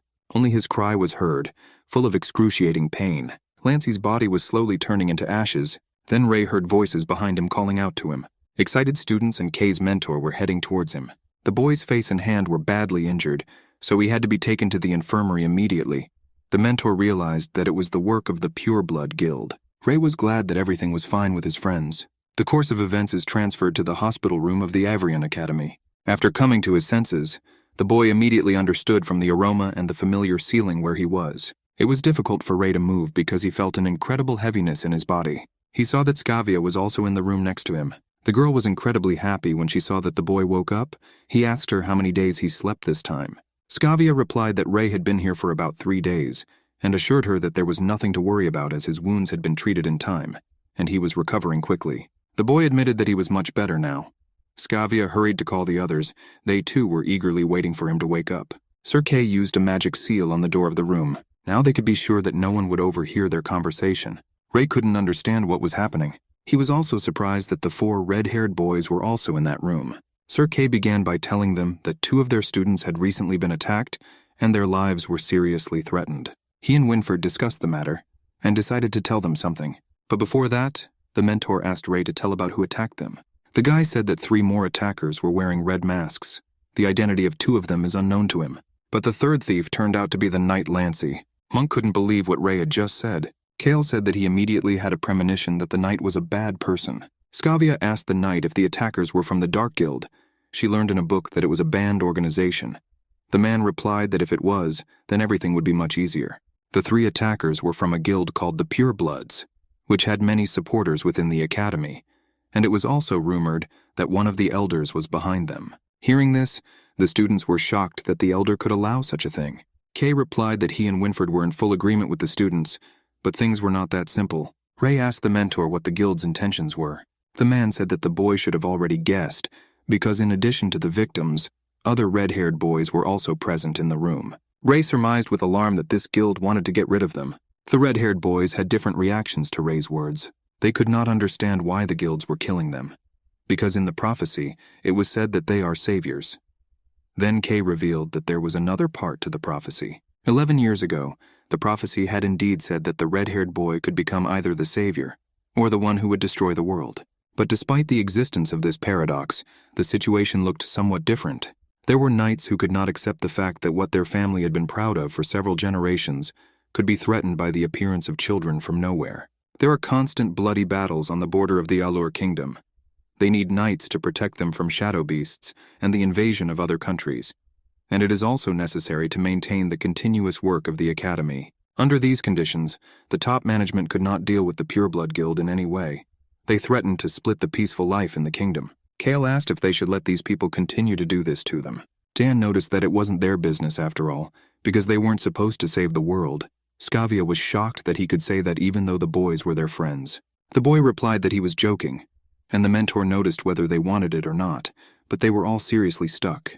The past incident has shown that the Pureblood Guild will not give up so easily, so all students should not lose their vigilance. Kay made sure that there were hidden with the students. He and Winford would also look after them, but they will not be able to be with them 24 hours a day, so most often the boys will be on their own.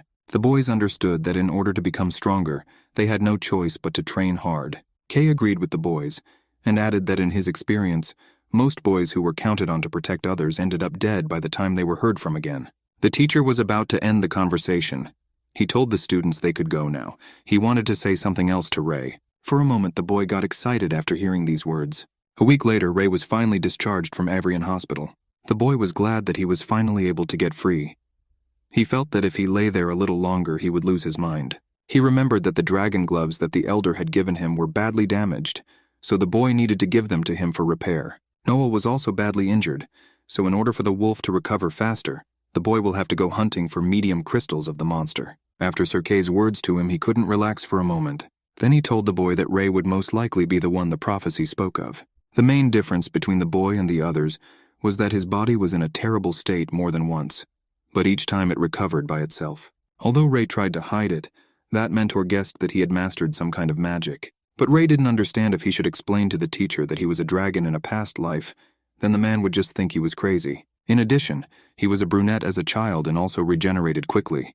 He suspected that the reason for this was because he still had some of the dragon left in him. Kay noticed that it didn't matter if the boy believed his words. The problem was that the Pureblood Guild was completely sure of it. After analyzing their actions, the man found that they wanted to get rid of Ray the most, so he needed to be more careful from now on. Dealing with Lancey was not so easy.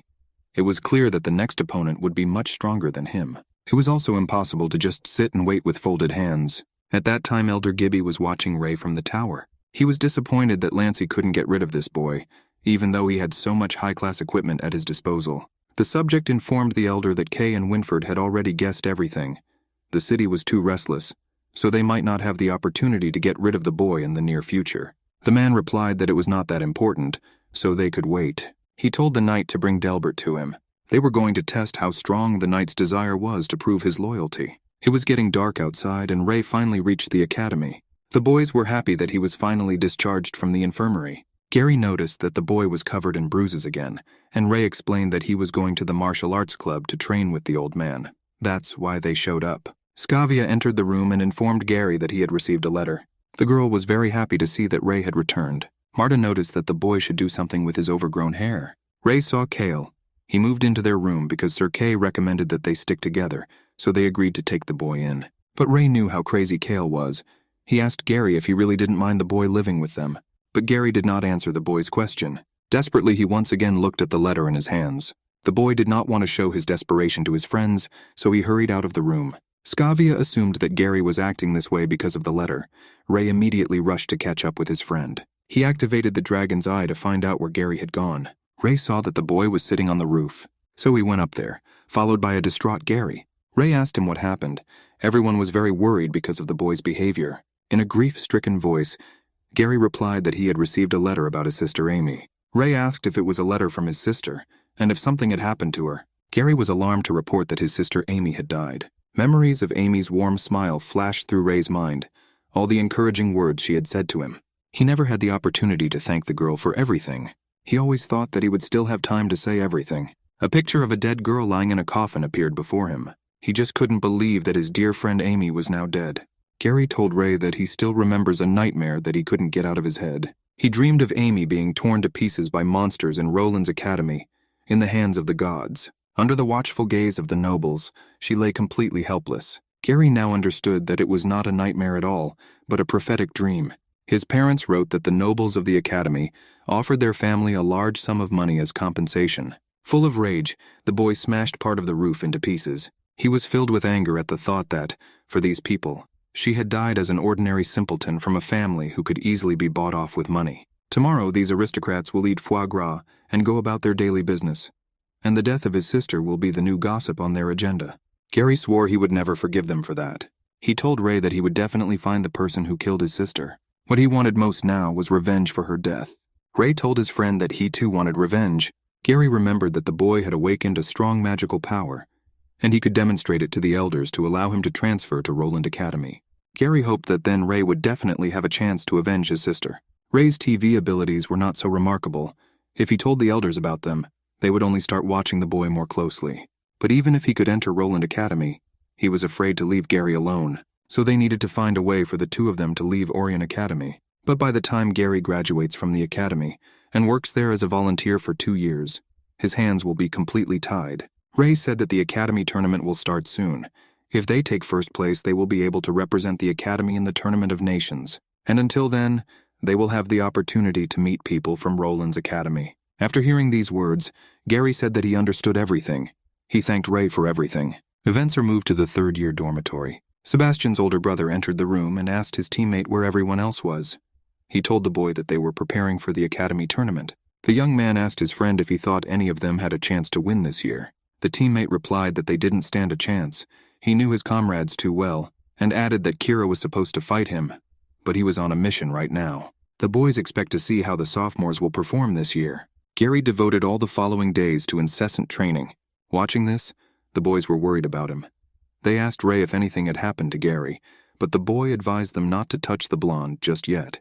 Gary felt that all his efforts were still not enough. In desperation, he leaned his sword on the floor. The boy chastised himself for being so weak. Sir Kay noticed that Gary had been training a lot lately and told him to follow him. He had something for the boy. The knight returned all of the attackers' weapons to their original form and told the boys to choose whatever they liked. Gary took his knives, and Monk looked at his breastplate. Cale asked if he had the right to choose his weapon. Since the boy was unable to help when they were attacked, the mentor said that the boy could also choose what he wanted. Every year, noble families attend the tournament as spectators, and if the boys perform well, they will receive an invitation from one, and in the future can become their knights. Gary once again ran through the words in his head that if they performed well, they could become knights of one of the noble families. It was the perfect opportunity to carry out an act of revenge for Amy. Ray also noticed Lancey's sword. The mentor said that although it was not damaged on the outside, it had lost its fire magic power, so it was basically just a normal sword. Sir Kay recommended that the boy choose something else. Ray remembered that he was the one who absorbed the flames from this sword.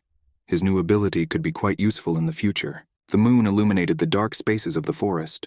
Ray went in search of a place to hunt monsters. He immediately reached the place he was looking for.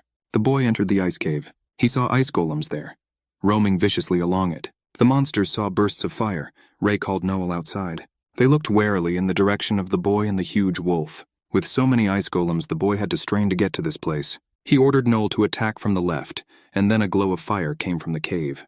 3 weeks later, on the day of the tournament of the Avrian Academy, people from all over the country began to arrive on the territory of the castle. A large number of students gathered in the waiting room. Harry was talking to Jasmine. He asked that if they suddenly had to fight each other, let her be gentle with him. Sebastian and Eric were whispering about some plan. One of the students asked the red-haired twins who was older, and each of them pointed to themselves. Marta hastened to inform her friends that she had just learned that this year the rules of the tournament were different from the previous ones, and then the girl told what changes in the rules were expected of them. The knights stepped forward, marking the start of the tournament. The commanding knight called out for the top 5 sophomores and third years to step forward. From the sophomores, the top 5 were Gary, Scavia, Monk, Ian, and Dan, who spent only because Ray gave way to him. Sebastian looked down at his fellow students. Next, the woman asked the third-year students to come forward. The third year was represented by 3 girls. Intao took the 3rd place, Yake the 4th, Nai the 5th place. The girls said that Kira had gone on a mission, so he would be absent. The commander nodded affirmatively and asked about Jay's account. Nai and the other students immediately looked in the direction of the first of the top 5. The smiling guy introduced himself as Jay Harley. He was eagerly waiting for someone to challenge him. The students immediately whispered it was the boy who took the 1st place in the academy. Previously, only legends circulated about him. No one expected that he would take part in the tournament. The sophomores began to doubt their victory a little. The commanding knight announced that the above-mentioned 10 students automatically advance to the next stage of the tournament and will not participate in the first round of selection. These words shocked all the students present. Cale was afraid that the top 5 would not have a good time, but they were simply taken and pushed forward. Ray emphasized that it was his own fault that he did not get to his friends. In the first round of the Battle Royale match, the 2nd and 3rd years will compete separately, 5 people in each match. The woman told Ian that he looked pretty steady and asked him to come closer. She explained that all participants in the elimination round will be allowed to use only wooden weapons, and each participant's bracelet will be credited with 100 life points. If a participant is hit, his points will decrease in number. If members use ki to attack, their damage will increase, and accordingly, if they defend with ki, their damage will decrease. When the life points of the participants drop to 0, they will be considered losers and will be removed from the battlefield. She told the sophomores to put their weapons in the storeroom and choose another one, then enter the arena. Sebastian ordered his comrades not to give Ray a chance to enter the arena. Ray took a wooden sword and Cale a metal chain. Then, the start of the first match of the Avrian Academy tournament was solemnly announced at the stadium. The judges began to announce the participants of the tournament. The arena for the competition was really huge. The screen showed the life level of each of the participants. The judges repeated that when their level reaches 0, the participant is eliminated from the game, and so it will be until there are 5 players left in the arena. Marta and Cale were nervous because of the fighting conditions and the large number of spectators. The participants were preparing to enter the ring. Elders and knights watched them from a special place. Ray was on his way to the entrance to the match arena. Elder Feng was eagerly waiting for the boy to show what he was capable of. And then the knights announced the start of the first match of the Battle Royale. Ray looked around alarmed and saw that a large number of players were about to attack him. Sebastian attacked the boy, taking 10 health from him. Eric ordered his brothers to get rid of Ray first. Sebastian angrily told Ray that he would teach the boy a lesson this time. But everything happened the other way around. Ray attacked Sebastian, taking 10 life points from him. After that, he took the boy by the skinner. At this time, a group of Sebastian's friends rushed at Ray with their swords. The boy used the blonde as his shield against them. Eric angrily yelled at the boys for not noticing their boss. The blonde told Ray that he fights like a monster. Ray told him that he should be happy, because he will be the first to be eliminated from the game. Following this, he threw the boy several meters forward. Sebastian looked at his points meter and saw that his level had dropped to 0. The judges announced that the first eliminated participant had appeared. Seeing that Sebastian was the first to be eliminated, his father was not jokingly angry. Ray asked the other attackers what they were waiting for. He ordered them to gather their forces and attack further. Eric yelled at Ray not to be so smug. He again ordered his comrades to attack Ray, and they all rushed at the student together. However, the boy approached Eric very quickly. Eric was not kidding that Ray was going to attack him. He brought his sword forward to defend himself, but Ray stopped at his shoulder. And in the next moment, the boy twisted his opponent's arm. Jay Harley was impressed by Ray, but Nye considered his actions too cruel and even ruthless towards the other members. This competition was designed to test and observe the student's abilities, but it happened that it allowed the boy to be ruthless with his opponents. Every time Ray attacked the opponents, it only took 20 life from them, but also caused damage to the body. If this continued, the boy would kill someone. Scavia and Ian were worried about Ray's brutal actions, but Gary seemed to support the friend's approach. He found it pathetic that Ray's opponents decided to eliminate one person by simply attacking him together. Gary extended the injury to his opponents. Dan didn't understand why the opponents weren't using chi against Ray. Scavia explained that they just couldn't keep up. Ray was too strong. The spectators were unhappy that the knights even allowed such a cruel guy to participate in the first match. They considered his actions unworthy of a true knight. Hearing this, Ray shot a cold look at the disgruntled men. They fell silent in alarm, not understanding how the boy could hear them from such a distance. One of the elders offered to stop the boy. Elder Feng countered that there was no good reason to do so, because when the boys rushed at Ray in a group, no one stopped them. Elder Gibby noticed that this time the situation was different, and it might happen that the boy would kill one of the students. Feng replied that by his actions, he was only protecting himself from a second attack, and added that in any case he would take responsibility for Ray, because he was his student. Prior to this, the elders did not know that Ray was Feng's disciple, and looked at the man with some wariness. But Ray did not think of stopping to injure his opponents. Elder Feng was wary, not understanding why the boy was doing this. The third-year students watched the sophomores' match with interest. In Tao was disappointed that Harry's brother was the first to be eliminated, but on the contrary, he liked it because his father loved Sebastian too much. Ray's comrades also successfully passed the test. Watching the fight, you could understand who will enter the top 5. Anticipating defeat, Ray's rivals began to threaten him. Eric told the boy to be careful. If he had a chance, he would deal with him and his family. Ray then remembered Monk's severe injuries and the death of his dear friend Amy. He took Eric's last sentence with unbearable fury. The red-haired boy started walking towards Eric. He grabbed the frightened boy by the face. One of the elders in a panic announced that Ray was going to kill his opponent. In a threatening tone, the red-haired boy told Eric not to even think about becoming a knight. He used his mana absorption ability and gradually took her mana away from the boy. Eric did not even have time to understand anything, as his body became completely exhausted. After that, Ray knocked the opponent to the floor with a strong blow. The exhausted boy began to disappear from the arena of the fight. The elders watched in amazement at this sight. Elder Da told Feng that he really didn't make a mistake on Ray's account. The boy wasn't going to keep hurting other students. The man let out a sigh of relief. When Ray was dealing with another student, a wooden arrow flew in his direction. He simply dodged the incoming attack. The archer was a brown-eyed girl. She ordered Ray to let the opponent go. The boy responded to her request by throwing the student on the floor. The student began to disappear from the battle arena. This signified his defeat. The girl shot the arrow again in Ray's direction. Like the previous time, the boy quickly dodged her. Then the opponent fired 3 arrows in a row. However, Ray gracefully dodged each of them. The dark-eyed girl did not understand how he managed to miss all her attacks in a row. She wanted to fire again, but was alarmed to find that there were no more arrows left. And before she had time to recover, the creepy figure of the boy appeared right in front of her. Ray grabbed the brown-eyed student by the throat and used his mana-absorbing ability again. Then the boy heard a voice from the podium calling him a monster. The girl's father demanded to let her go, because if Ray beat her now, she would be disqualified. The boy understood that this man was her father. Memories of those carefree childhood moments with his dad immediately appeared in his head.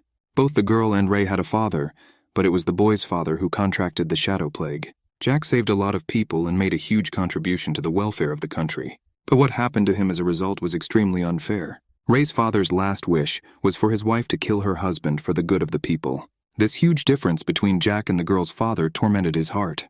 He was about to hit her with all his might, but the next moment the chain wrapped around his arm. Marta and Cale asked the boy to stop, but Ray didn't understand why they were trying to stop him. Friends said that this girl had not done anything to anyone. He should not be so hard on her. Even the twins came to the girl's defense. One of them told Ray that he was crossing all the lines, because the jerks who attacked him had already been punished. The boy fell back, still not understanding why they were stopping him. He recalled how the girls tried to cheer him up when the boy received a disappointing letter, and also supporting Cale when Ray was about to fight Sebastian. These memories gave the boy a headache. After all, in reality they all knew nothing about him. Ray viciously rehearsed to the entire arena, "They all don't understand him." The twins were alerted by the boy's eerie aura. In a frantic voice, Ray shouted that if they wanted to stop him, they had to defeat the boy right now. The guy started attacking his friends. He grabbed the metal chain and pulled him and Cale towards him. With a powerful blow, Ray deprived the boy of 20 life points. With one movement, he laid the opponent on the floor. Ray told his friends that if they wanted to defeat him, they would have to practice using their ki. Then Marta fired 3 arrows directly at the boy. But Ray incredibly quickly dodged this attack, and even managed to grab 2 arrows when they flew at him. Martha was very surprised that the boy was able to stop her arrows with his bare hands. Ray put his chi into the arrows and sent them back to the girl with a powerful blow. Although it was really incredibly fast, Marty managed to dodge the oncoming attack. The guy immediately struck the girl with a strong blow. He said that if they want to defeat him, then they should not lose their vigilance. This attack carried the exhausted girl several meters back. Ray told her to learn to anticipate his movements, instead of just seeing where he was standing. Without losing a chance, the twins were going to attack the boy from behind. Ray concentrated his ki in his leg and knocked the boys away with stone fragments from the arena. He scolded them to plan their attacks better. The boys retreated a few meters back, but Ray immediately caught up with them, saying that they were just wasting their time. He immobilized the twins with one attack. Then the boy turned his gaze to his last rival. The girl was alarmed to see how strong Ray was. The audience was also amazed by the boy's incomparable strength. Jay assumed that if this red-haired boy didn't even make the top 5, the other sophomores must be even scarier than Ray. Ray's teammates watched the fight intently. Ian also wanted to stop the boy. The red-haired boy was walking straight towards the brown-haired girl. The archer understood that she had no chance of winning a fight with Ray. He gave the girl a creepy look as he synthesized a chi clot on his fingertip. The father was very worried and demanded the judges to stop the boy. He was afraid that Ray was going to kill his daughter. However, Ray was already almost close to the opponent. But in the next moment, he touched the girl and asked her for forgiveness. The girl was puzzled by Ray's words, and then her figure began to disappear from the arena. The audience did not fully understand what had just happened. Then the judges declared Martha, Ray, Cale, and the twins the winners of this match. Everyone had a chance to rest while they fixed the arena. The royal battle for the 3rd years will continue at lunch. The elders were amazed by the boy's performance. Gibby assumed that if one day Ray went berserk, no one would be able to stop him. But Fung didn't think so. He believed that Ray would be able to save a lot of people. Winford informed the head elder that the doctors had checked the students and found that they were deficient in mana. They would not be able to use ki for a while and might not recover. After thinking a little, the elder said that they should not talk about this topic any further. After all, Ray already had enough things to worry about. In the training room, the 3rd-year students watched with amazement the diligent training of the 2nd-year students. Gary struggled desperately with the wooden puppet. He pierced her silhouette with a powerful blow. Then came the notification that the level 12 puppet had been defeated. The fair-haired boy, looking at the marionette, was breathing heavily after training. Remembering the previous performance, he chastised himself for still not being enough. He recalled Sir Kay's words that many noble families were watching the tournament, and this would be a chance for the students to become personal knights of one of them. With a depressed mood, the boy understood that he needed to train even better. Ying Tao was watching the 2nd-year leader at the time. She asked Harry what he thought of this boy. The young man replied that he would rather compete with someone else. With his attractive face, the fair-haired person reminded Ying Tao of her interlocutor. Her words that the boy could perform better than Harry sounded like a challenge. After her words, the young man went to the leader of the freshmen. He ordered the puppet to activate the 12th level. The training doll immediately rushed at the boy. Harry fought back with the same blow as the previous time, the fair-haired boy. He also repeated the next kick attack exactly as he did. Harry threw the level 12th puppet back with a powerful blow. With a squeak, the marionette announced that level 12 had been passed. Gary couldn't help but notice that the third year was copying his every move. Competing against a doll wasn't that difficult for Harry, but the second year didn't like the tone of his voice. If the boy just wanted to fight, then he could have said so. Intao was looking forward to the upcoming fight. Besides her, other third-year students were also interested in the boys' fight. Then Scavia finally managed to find a fair-haired comrade among the crowd. She pulled the boy behind her so that they would have time to take good seats before the third-year competition. As they left the training hall, Gary angrily asked Scavia why she stopped him. If she hadn't stopped the boy's reckless actions, it was very likely that he would have simply been removed from the competition for fighting outside the ring. Gary admitted that he really hadn't thought of that before. Scavia sincerely believed in the boy's victory, but she did not want Gary to lose his ability to compete due to a loss of vigilance. The boy, understanding, thanked the girl for her help. The judges announced that the third-year match was about to begin, but the students still hadn't managed to find Ray after the preliminary competition. On their way to the auditorium, they heard Sir Winford's voice. Coming closer, Scavia saw that the knight was talking to Ray. Gary wondered what the two could be talking about. Then they heard Ray tell the knight that he no longer wanted to compete. At the same time, the expression on the students' faces changed to surprise. The man asked the redhead if he was sure of his intentions. In a depressed voice, Ray repeated his words again. After that terrible action that happened in the ring, he believed that he could no longer participate in the competition. An announcement was then made for all judges and overseer knights to take their seats. The contest was ready to begin. Sir Winford was one of the overseer knights, so had to go. He asked Ray to come back to this conversation later. Before leaving, the knight reminded the boy that he was now free to do as he saw fit, and that no matter what choice the boy made, Winford would still respect him. After the last words of the knight, they parted, each thinking about his own. Ray saw Scavia and Gary. The friends explained that they didn't really want to eavesdrop. The boy wondered if they had heard the whole conversation. Gary confirmed his guess. At first, Scavia nervously replied that they heard very little, but then agreed that they managed to hear everything. Ray quietly told his friends not to worry about this incident. The redhead was about to leave, but Gary asked him to stop. He asked Ray if he was going to break their promise. Should his sister's death be forgotten only because of that incident? Through Gary's desperate words, Scavia finally understood the reason why the boy was so depressed all the time. But without a doubt, Ray could not forget about the girl's death so easily. She was his first dear friend. He desperately wanted to avenge her, but mixed feelings oppressed his heart. His body shuddered in response to Scavia's words about Ray feeling conflicted within her. She understood how much the boy was in pain now. His heart was filled with rage because of the students who ganged up on him, but at the same time, he was saddened by the fact that he attacked his own friends and innocent people. But the Scavia tried to reassure Ray that none of this was his fault. No one was upset about that competition. On the contrary, Ray pointed out the weaknesses to his friends so that they could definitely take the maximum benefit from it. He inspired Marta and Kale to strive for the best. Gary knew better than anyone the hardships and suffering Ray had endured in the past. The boy assured Ray that he was not alone now. They, his friends, will always be a family for him, to whom he can turn for help and share everything that worries him. Gary knew as well as anyone that Ray would not leave him alone. Together, the students returned to the auditorium, where the third-year match was in full swing. Seeing Scavia and Ray together, Dan remarked that they would be better off spending time together than watching the competition. Satisfied, he asked Ray if he agreed with his words. But Gary was also standing next to the students. Dan noticed with disappointment that he was clearly the third left. Scavia asked Marta how the battle went. The girl emphasized that all the third years were really strong, and each of them had their own characteristics of entering the battle. Harry's movements were full of grace, and the young man was the only one who didn't get injured during the entire competition. The attacks of the boy, named Gio, were truly devastating. In terms of physical strength, he could even match the number 1 third year, Jay Harley. Twins Sumire and Mizuiro skillfully used fans for attack and defense. Martha assumed that even their teammates Noah and Julian did not have such a high degree of coordination with each other. For a moment, the girl was confused by the fact that she could not find the fifth of the strongest, but Ray immediately noticed her. Their acquaintance, Jasmine, could also be included in the list of one of the strongest. The students were amazed that the girl was also able to enter the top 5. Harry defeated the last opponent, and the judges announced the end of the third-year competition, congratulating the winners. The start of the main competition of the tournament was approaching. Sir Winford announced that after 2 rounds of the competition, 20 contestants had been identified to go on. Looking at Ray, the knight also noticed that the sophomores performed much better than the judges expected.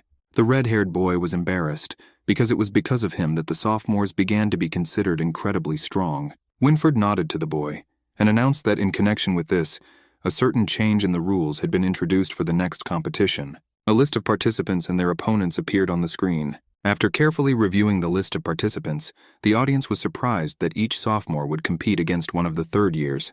It was not fair, no matter how strong they were. Gary looked in the direction of his opponent, Sebastian's brother. The guys are really lucky that they will be able to fight each other without breaking the rules. Scavia was alarmed by the fact that she would have to fight the strongest of the entire academy.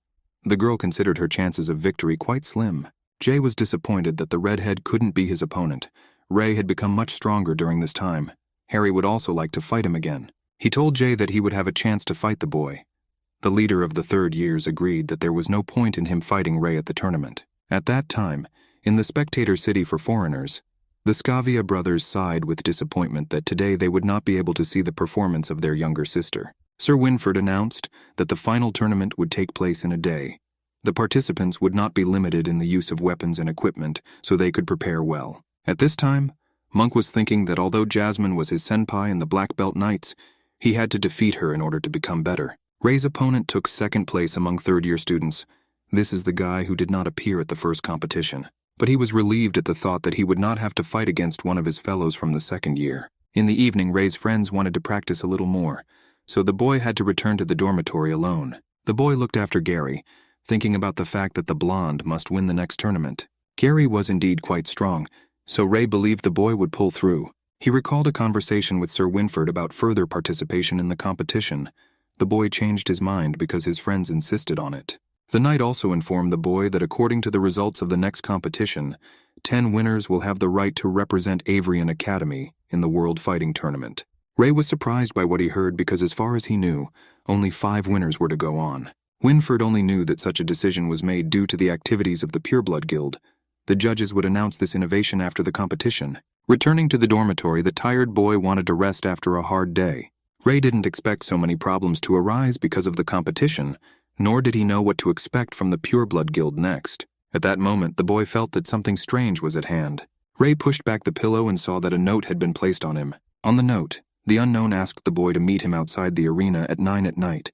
It was very similar to a trap. Sir Kay and Winford asked the boy not to make all the decisions alone, but it was the only way he could feel free. The boy cautiously looked around. He knew little about the activities of the Dark Guilds, including the Pureblood Guild. So the boy responded to the note to find out more information about what they were going to do. Even if it was a trap, his best option was to capture them alive. Then a man appeared next to the boy, full of joy from admiration that he had the opportunity to speak with Ray face to face. Jay Harley recalled the morning situation that happened with Ray and emphasized that it was really nasty on the part of his fellow students. The boy warily asked Jay if he was from the Pureblood Guild, but it turned out that Ray misunderstood everything. The third year only wanted to fight him. Since they did not have a chance for this in the competition, Jay offered to do it here and now. But Ray rejected the boy's offer. He was disappointed that he was not called here by someone from the Pureblood Guild. But Jay wasn't going to let the boy go so easily, so he charged at him. Rai managed to stop the boy's sword with the help of the dragon's gauntlets. The red-haired man again angrily repeated to the third year that he did not want to fight him. But Jay did not pay attention to his words. He was amazed by the boy's strength. After all, no one before that could stop his attack so easily. He swung at Ray again, saying that if he wanted to finish faster, he should take his challenge seriously. Jay's strength could be compared to that of the Minotaur from the Academy prison. So Ray was going to accept the challenge, knowing that Jay wouldn't back down until he beat him. But at that moment something else caught his attention. Behind the leader of the third years, he saw a dark silhouette. The mysterious man in armor was wearing a mask, which could only mean one thing. It was the Pureblood Guild that called the boy here. Ray moved towards the enemy, telling Jay to get out of the way. With one attack, he pushed the third year aside, and immediately swung at the enemy with all his might. But he accepted the attack with a weapon that began to absorb the boy's mana. It was extremely dangerous to fight this man any further, so Ray retreated back. It's all about the wooden spear. Something was wrong with it. Jay asked the mysterious man what he had forgotten. The leader of the third years was unhappy that their sparring with Ray was interrupted by this person. At that moment, he furiously rushed to attack the opponent. But the man in the mask made only one gesture. When the boy landed, he was immediately surrounded by other attackers from the Pureblood Guild. Jay told Ray that it wasn't very manly to bring friends with him, but he liked it even more. The redhead noticed that Jay was more irritable than he appeared. One of the enemies was going to attack directly from behind. But he failed to carry out his intentions because in the next moment Ray disappeared from sight. One of the guild members warned that the boy was from the Black Belt Knights, so he had to be on his guard at all times. One of the enemies felt something behind him just whiz past him. He looked back anxiously to find out what it was. Behind him, he saw Ray about to attack the man. However, he was able to accept him in the attack. The enemy even managed to knock the sword out of the hands of the red-haired boy. The guild members surrounded him again and were going to attack all together. Ray barely managed to dodge each of their attacks. With a quick movement, he retreated back from the enemies. The weapons of the opponents were quite strong. If the boy had not used the protective crystal of the ice golems, he would have had to repair the gauntlets again. Meanwhile, Jay Harley continued to fight the mysterious masked man. He did not like the fact that the enemy was constantly running away from attacks. However, at that moment, the guild member managed to hit the third year. But he only tore his clothes, nothing more. Jay grasped the tip of the spear with a handful of ki. He was enraged at the audacity of the enemy, that he really thought he could catch the boy with that unfortunate spear. An incredibly powerful flow of chi appeared around the third year, which he was unable to control, even though he didn't need to. His body was able to accumulate several times more ki than anyone else. For an ordinary person in his position, it would be a real curse. But in the boy's case, it became his most powerful weapon. The opponent thrust his spear forward to receive the oncoming attack. But his weapon was truly unmatched against the boy's mighty strength. Jay rested his hand directly on his opponent's mask, and after that, he neutralized the enemy with an incredibly strong attack. He grabbed his mask as the man's body was thrown backwards by the impact. The sound of an explosion of incredible power could be heard in the arena. While defending against the attackers, Ray was at the same time delighted that an ordinary person could have such a powerful force. Jay noticed that the attacker's weapon was quite successful, as it was able to withstand the attack from him. But despite this, the opponent lost, due to the fact that he himself was not strong enough. Jay was amazed that the boy could still stand. Now that his mask was removed, the strongest student now recognized the boy in front of him. It was Kira, a third-year student who was ranked second among students and was to be Ray's opponent in the tournament at the same time. Jay did not expect to see his fellow student in this city. It seemed like Kira was keeping a lot of secrets from her teammates this year, but the boy was not going to stop and attacked his fellow student, threateningly pronouncing his name. Opponents clashed with weapons again. Ray was already tired of the constant attacks of the 5 attackers, but thanks to Jay helping him to detain their leader, the boy had some time. In the next moment, the boy disappeared from the sight of the opponents again. He needed some time to recover his mana. Then he would be able to deal with the opponents with ease. Jay didn't know how much longer Kira was going to hide from him, because it was going to be dawn soon. Then the boy took out a miniature jar with an unknown substance. Opening the cork, Kira was about to swallow its contents. But Jay Harley did not understand why his opponent took this jar. But Ray understood with what intentions Kira was going to absorb its contents. And in the next moment, Kira drank an unknown substance. Ray was horrified to realize that the boy had just ingested the Shadow Plague infection liquid. Jay sensed that something was wrong with Chi's opponent. An ugly monster began to transform right before Kira's eyes. After that, he no longer looked like a person.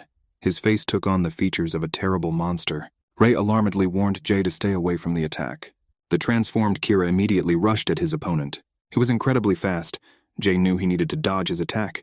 Although he managed to do this, the monster left a shallow cut on his body. Kira's speed and strength were at least 10 times higher than a few minutes ago. If the third-year leader fails to dodge his attacks, the advantage will no longer be on their side. Ray knew if he didn't intervene in the fight soon, the situation would take a turn for the worse. Then one of the guild members discovered the boy's location. He immediately pounced on the boy, intending to kill him. But Ray didn't have time to just play with them anymore, so now the boy could fight enemies quite seriously. Kira mockingly pointed out that Jay now didn't seem as strong as everyone made him out to be. The leader of the third years had not had to defend against someone for so long. The reincarnated Kira was seriously going to kill his fellow student here and now. Jay wanted to dodge the attack, but his body didn't move. However, at that moment, something prevented the monster from killing his fellow student. Ray stopped the spear right in front of Jay's face with a frozen dragon gauntlet. The monster also noticed that the other attackers lay defeated. He didn't understand how the boy managed to deal with the 5 elite members of the guild on his own. Ray immediately began freezing the reincarnated Kira's spear. Then the enemy immediately retreated back. Jay Harley was grateful to the boy for saving him. Ray told the boy to rest and rely on him. The third year warned Ray that Kira's weapon was made from the shell of a spider-like demon. Not only does it cause severe injuries, it also has neurotoxins that can paralyze the human body. The boy thanked the senpai for the information. From what he heard, he concluded that he needed to deal with this guy very quickly. Ray dodged every enemy attack with lightning speed. He moved closer and prepared to strike with an icy fist. But from Kira's satisfied face, it seemed that he was only expecting this. He extended his spear incredibly quickly and pushed Rei back. The fact that this weapon could change its shape made the boy nervous. His breastplate was damaged, and his gauntlets could no longer withstand the attacks. So the boy needed to get closer and take his swords back. Then Jay called the red-haired boy to him. He realized that Rei needed a weapon, so he offered to use his sword. Rei caught Jay Harley's weapon with one hand. But immediately after that, he felt how heavy this sword was. Jay noticed that his sword was quite heavy, but he was sure that the boy could fight with it. Of course the boy could. He had no choice. Otherwise, they would both die in this arena. Rei immediately rushed to attack the reincarnated Kira. But the enemy considered the boy's attempts useless, because his reinforced spear was much stronger compared to Jay's weapon. But Rei advised the enemy would not be so sure of it. The boy began to freeze the sword along with the spear wound on it. With one blow, he cut off part of the enemy's weapon. The monster was alarmed as he watched the fragments of his weapon fly everywhere. Rei lunged at the enemy with his next attack. It pierced his body with lightning speed with a powerful blow. Jay Harley was amazed at the incredible speed of the boy's attack. The ice on the sword began to crumble, indicating that the boy had used almost all of his strength to deliver the final blow. Rei approached the enemy's body to use his mana absorption ability. But then, a small window appeared with a message that the target was infected, so the mana cannot be absorbed. After Kira drank the substance from the bottle, his chi turned crimson black, just like the people he fought alongside Elder Feng. Those people were from the Dark Guild, but if the Pureblood Guild was able to obtain this suspicious substance, it indicated that they were related in some way. After that, Rei received a notification about unlocking a new ability called Charms. Seeing this, the boy concluded that he always gains a new ability when he finds himself in life-and-death situations. But first he needed to deal with the boy's corpse. The boy found a bottle in which there was still a little substance left for infection with the shadow plague. He understood that someone was behind the creation of this liquid. Although Rei could trust Sir Kay and Winford, but not their entourage, he assumed that this potion could have been created within the walls of Orient Academy. This meant that members of the Pureblood Guild had already infiltrated the leadership of the Academy. They could be among the main knights, and even the 6 elders. Rei returned to Jay to return his sword, and asked how the boy was feeling. Luckily, he was fine. He was amazed that the redhead also had magic. He had never seen a mage fight the way Rei did. Rei promised the 3rd year to explain everything later, and asked him to keep everything a secret. He could count on it with confidence, because the boy was saved thanks to Rei. Jay solemnly said that from this day forward, he would help Rei if he said so. The boy would even sink into the depths of hell for him. But Rei advised him to take better care of his injuries before the start of the competition. He called Noel to help the boy get to the infirmary. Jay Harley was amazed that the boy could even summon a personal beast. It meant that he had no chance of winning from the start. The boy asked Rei if he needed treatment, and the redhead explained that his body structure was quite special, and by tomorrow morning he would be as good as new. The red-haired man ordered the beast to use more inconspicuous paths so that people would not be able to see him. The next morning the boy visited the workshop to have his damaged armor repaired. Rei noticed how people around him whispered as soon as they saw him around. Human nature was full of ugliness, and there was nothing he could do about it. The boy entered the room and approached the mirror to test his new ability in practice. He logged in and selected the corresponding window called Enchantments, and the next moment his body sparkled with a brilliant light. The boy's figure changed from a careless teenager to an attractive black-haired young man. 3 girls were walking down the alley. One of them was worried about the fact that they hadn't finished their hunting mission yet, and whether they should watch the competition tomorrow. Her friend replied that they must do it. The mission can wait, but the tournament is held only once a year. This was their chance to observe which knight the nobles preferred when choosing, so that the girls could aspire to the same level. The girls realized that the 3rd friend was not listening to them, and asked the girl what she was looking at. Looking ahead, they saw a boy of incredible beauty. Rei needed to spend 5 mana points every hour to maintain this account, so he could stay in this state for at least 8 hours. The boy expected that now no one would disturb him, and it would be much easier to move around alone. But before the boy had time to relax, merchants immediately began to approach him, offering their goods at a discount. One of the men, thinking that the boy was not local, offered him a great place to watch the tournament. The women also did not deprive the boy of attention. A mass of people began to gather around him. He clearly did not expect such a response. But the boy changed his appearance, and all the surrounding people started to treat him completely differently. He was annoyed by the logic of these people. Then in the midst of the whole crowd the boy saw Scavia. This was his chance to get out of this trap, so he called the girl. The girl did not understand. She heard whether this guy really called her. She asked the young man if they had met before, But Ray didn't think at all about how to explain to the whole girl. The boy excitedly explained that he knew Skavia as one of the participants in the tournament, and that the girl was from the Hart family. He was looking forward to seeing her fight tomorrow. The girl was surprised to hear that the stranger knew what family she was from, and asked his name. Ray remembered that in his past life, when he was a red dragon, he was called Sen, and for a moment he was lost, trying to think of what to call his girlfriend. He then introduced himself to the girl as Ness. Skavia politely greeted him by name. The girl informed the boy that she was on her way to the blacksmith to change the weight of her one-handed sword. It was a wonderful opportunity for Ray to not stand out from the crowd if he went with her, so he decided together, saying that he was thinking about buying a new bib. The girl's sword was made from the crystals of a top-level monster, the floating tiger, and the family had sent it to Skavia the day before the competition. Ray thought about the fact that children from ordinary families would have to spend a whole year to get the same thing. But the nobles could give gifts to their children so easily. From the appearance of the young man, the girl assumed that he was a traveler. The boy said that he often visited the border of the kingdom on missions. Skavia only dreamed of visiting such places. Her family constantly restricted the girl's freedom. After graduating from the academy, most likely they would immediately take her back. The girl sincerely envied free people. Ray remembered his father's heavy burden. He had to disappoint her, but no one in the kingdom has absolute freedom. Then suddenly, a loud explosion was heard from the side of the academy. People around immediately began to stir. Skavia did not understand what had just happened, so she and Ness ran to find out what had happened. The huge hotel building was on fire. The students learned that the merchant carriage carrying the beast crystals had stopped at the hotel earlier, and then the explosion occurred. Ray asked what condition the merchant was in. The man next to him answered that he should have been sent to the hospital. A woman near the burning hotel was told to leave, but her 2 children were still inside. Hearing this, Skavia immediately went to save them, but the boy stopped her. The girl couldn't just stand there and wait for them to burn in this building. Ness said that he would go instead of her. He told the girl that he has a little ice magic, so he will not burn in the hotel. Skavia was amazed. She did not think that the traveler would turn out to be a magician. Ray knew that he had to save the children very quickly, because his mana would run out very soon and then he would be exposed. The boy used the dragon's eye to find the children. With the help of the ability, he managed to find them on the highest floor. Debris from the building continued to fly everywhere. They could easily injure people around.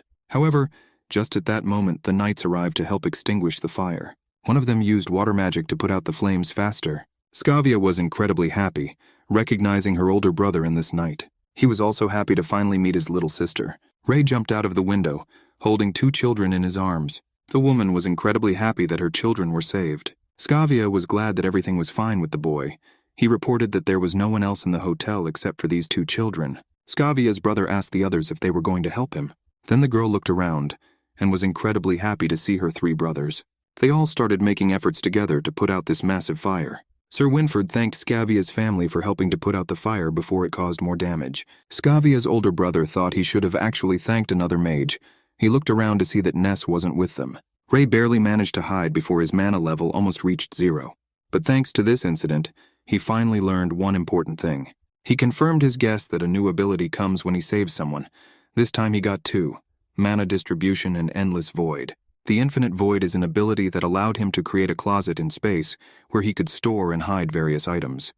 This was the ability to store necessary tools related to Ness. The mana distribution ability was very useful in his past life as a dragon. The red dragon used it to hide friends there who were on the brink of life and death, but then he had an almost endless supply of mana. So now this ability will not bring much benefit, but in the future it will become simply irreplaceable. No matter what the outcome of the prophecy will be, the boy needs an army to change this world. If he has enough mana, everyone who follows his will become much stronger. Finally, the boy understood that the system does not return his abilities after he defeats strong enemies.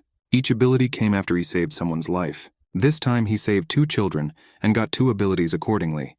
But in the case of the Minotaur, the number of people saved was much higher. But then he only got 1 ability back. There must have been a decisive factor in unlocking the abilities. Ray assumed that the rescued people must be on the verge of death, and decided to test this theory when he had the chance. Approaching the hall of the academy, the boy noticed a huge crowd of people. The students' relatives came to the academy to see their children. Cale encouraged Ian by saying that they were all one family. Gary was also sad that no one came to see him. At that time, Skavia met with her older brothers. The girl asked Gosh why he did not warn her that they were all coming to her. The girl directed her gaze in the other direction. The elder brother guessed that she saw her friend there. She looked directly at Ray and happily greeted the boy. From the boy's appearance, Max guessed that it was Ray. Scavia mentioned him in almost every conversation, so he was interested to see this lucky guy. The girl's brother greeted Ray and thanked him for looking after his younger sister. The girl apologized for such a considerate tone of Max and introduced her other brothers to the boy. Gosh didn't like the boy's behavior at the competition, but since he cared about his sister, the brother decided to be polite and extended his hand to the boy in greeting. When shaking hands, Ray felt that Scavia's elder brother was incredibly strong.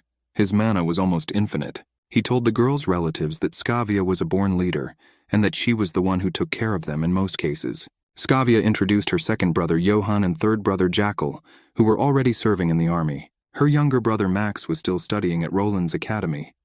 He told Ray that if the boy won, they would have the opportunity to meet in the World Fighting Tournament. Hearing that Max was from Roland's academy, the boy asked if he knew a girl named Amy. Scavia's brother replied that he was not sure, because Roland Academy was as big a city as Orion.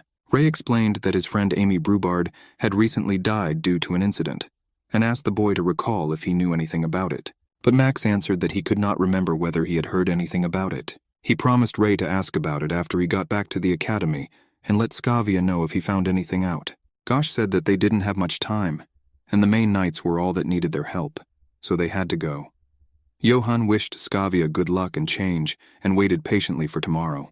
Before leaving, Scavia's older brother looked back to look at Ray. Gosh asked Max if he had just lied about not knowing anything. The boy did not deny this. He did not know that it was necessary to answer that girl's account. Gosh approved his decision to remain silent, because Ray is very strong and dangerous. He will not be afraid to fight them if he learns the truth. But what was more important was that the man could not understand what the boy was thinking about. So the Scavia brothers decided to keep their distance from the boy for now and see how things would go. Events are transferred to the waiting room. All the students were nervous before the match, especially Scavia, because her opponent was the strongest student in the entire academy. The guy advised his friend to just fight as usual and not think too much about the results of the fight. That girl had serious intentions. She really wanted to become a participant in the World Fighting Tournament. The thing is that Scavia was born into a family of magicians. You can guess about it by looking at her brothers, and she was the only child in the family not endowed with magic. She still could not forget that pain from the disappointed looks of her own parents. Ray was surprised to hear this from the girl. He asked Scavia if she really wanted to win. Above all, the girl wanted to prove her worth, and that she could be as strong as her older brothers, even as a knight. Ray grabbed the girl's hand and led her behind him. Kale asked where they were going since the match was about to start. The boy informed Scavia that he could lend some of his power to the girl, but in return, he expected to also get the girl's power when he needed it. Scavia said excitedly that her power could be a support for him any time he needed it. Then the boy touched the girl's shoulder to share his mana with her. Now the girl had the opportunity to use the boy's ki, but for no more than 10 minutes. If she crossed the given interval, it would cause damage to her body. Scavia had never heard of the ability to absorb people's power and share hers before. Ray had many more secrets, some of which Scavia would never have guessed. The knights asked all spectators to take their seats as the final match of the Orion Academy tournament was about to begin. The first match was to take place between Scavia and Jay. The judges emphasized that the contestants could use any weapon, and their judges would be 2 master knights. If one of the contestants crosses the line, the referees will do everything in their power to stop the match and announce the results as soon as possible. Then the 2 contestants were asked to enter the arena. Martha was sure that Scavia would win because she was incredibly strong. Dan agreed that Scavia was quite skilled, but it should not be forgotten that her opponent Jay was strong as a bull. Ray agreed with Dan's words. Although Jay had been badly injured recently, he seemed to have fully recovered. The redhead was thinking that Scavia really had a chance to win, since he had lent her his power. And then the boy noticed that Jay was looking directly at him. The guy asked if he should lose to this girl, calling Ray the boss. Dan was very surprised to see that Jay was addressing Ray.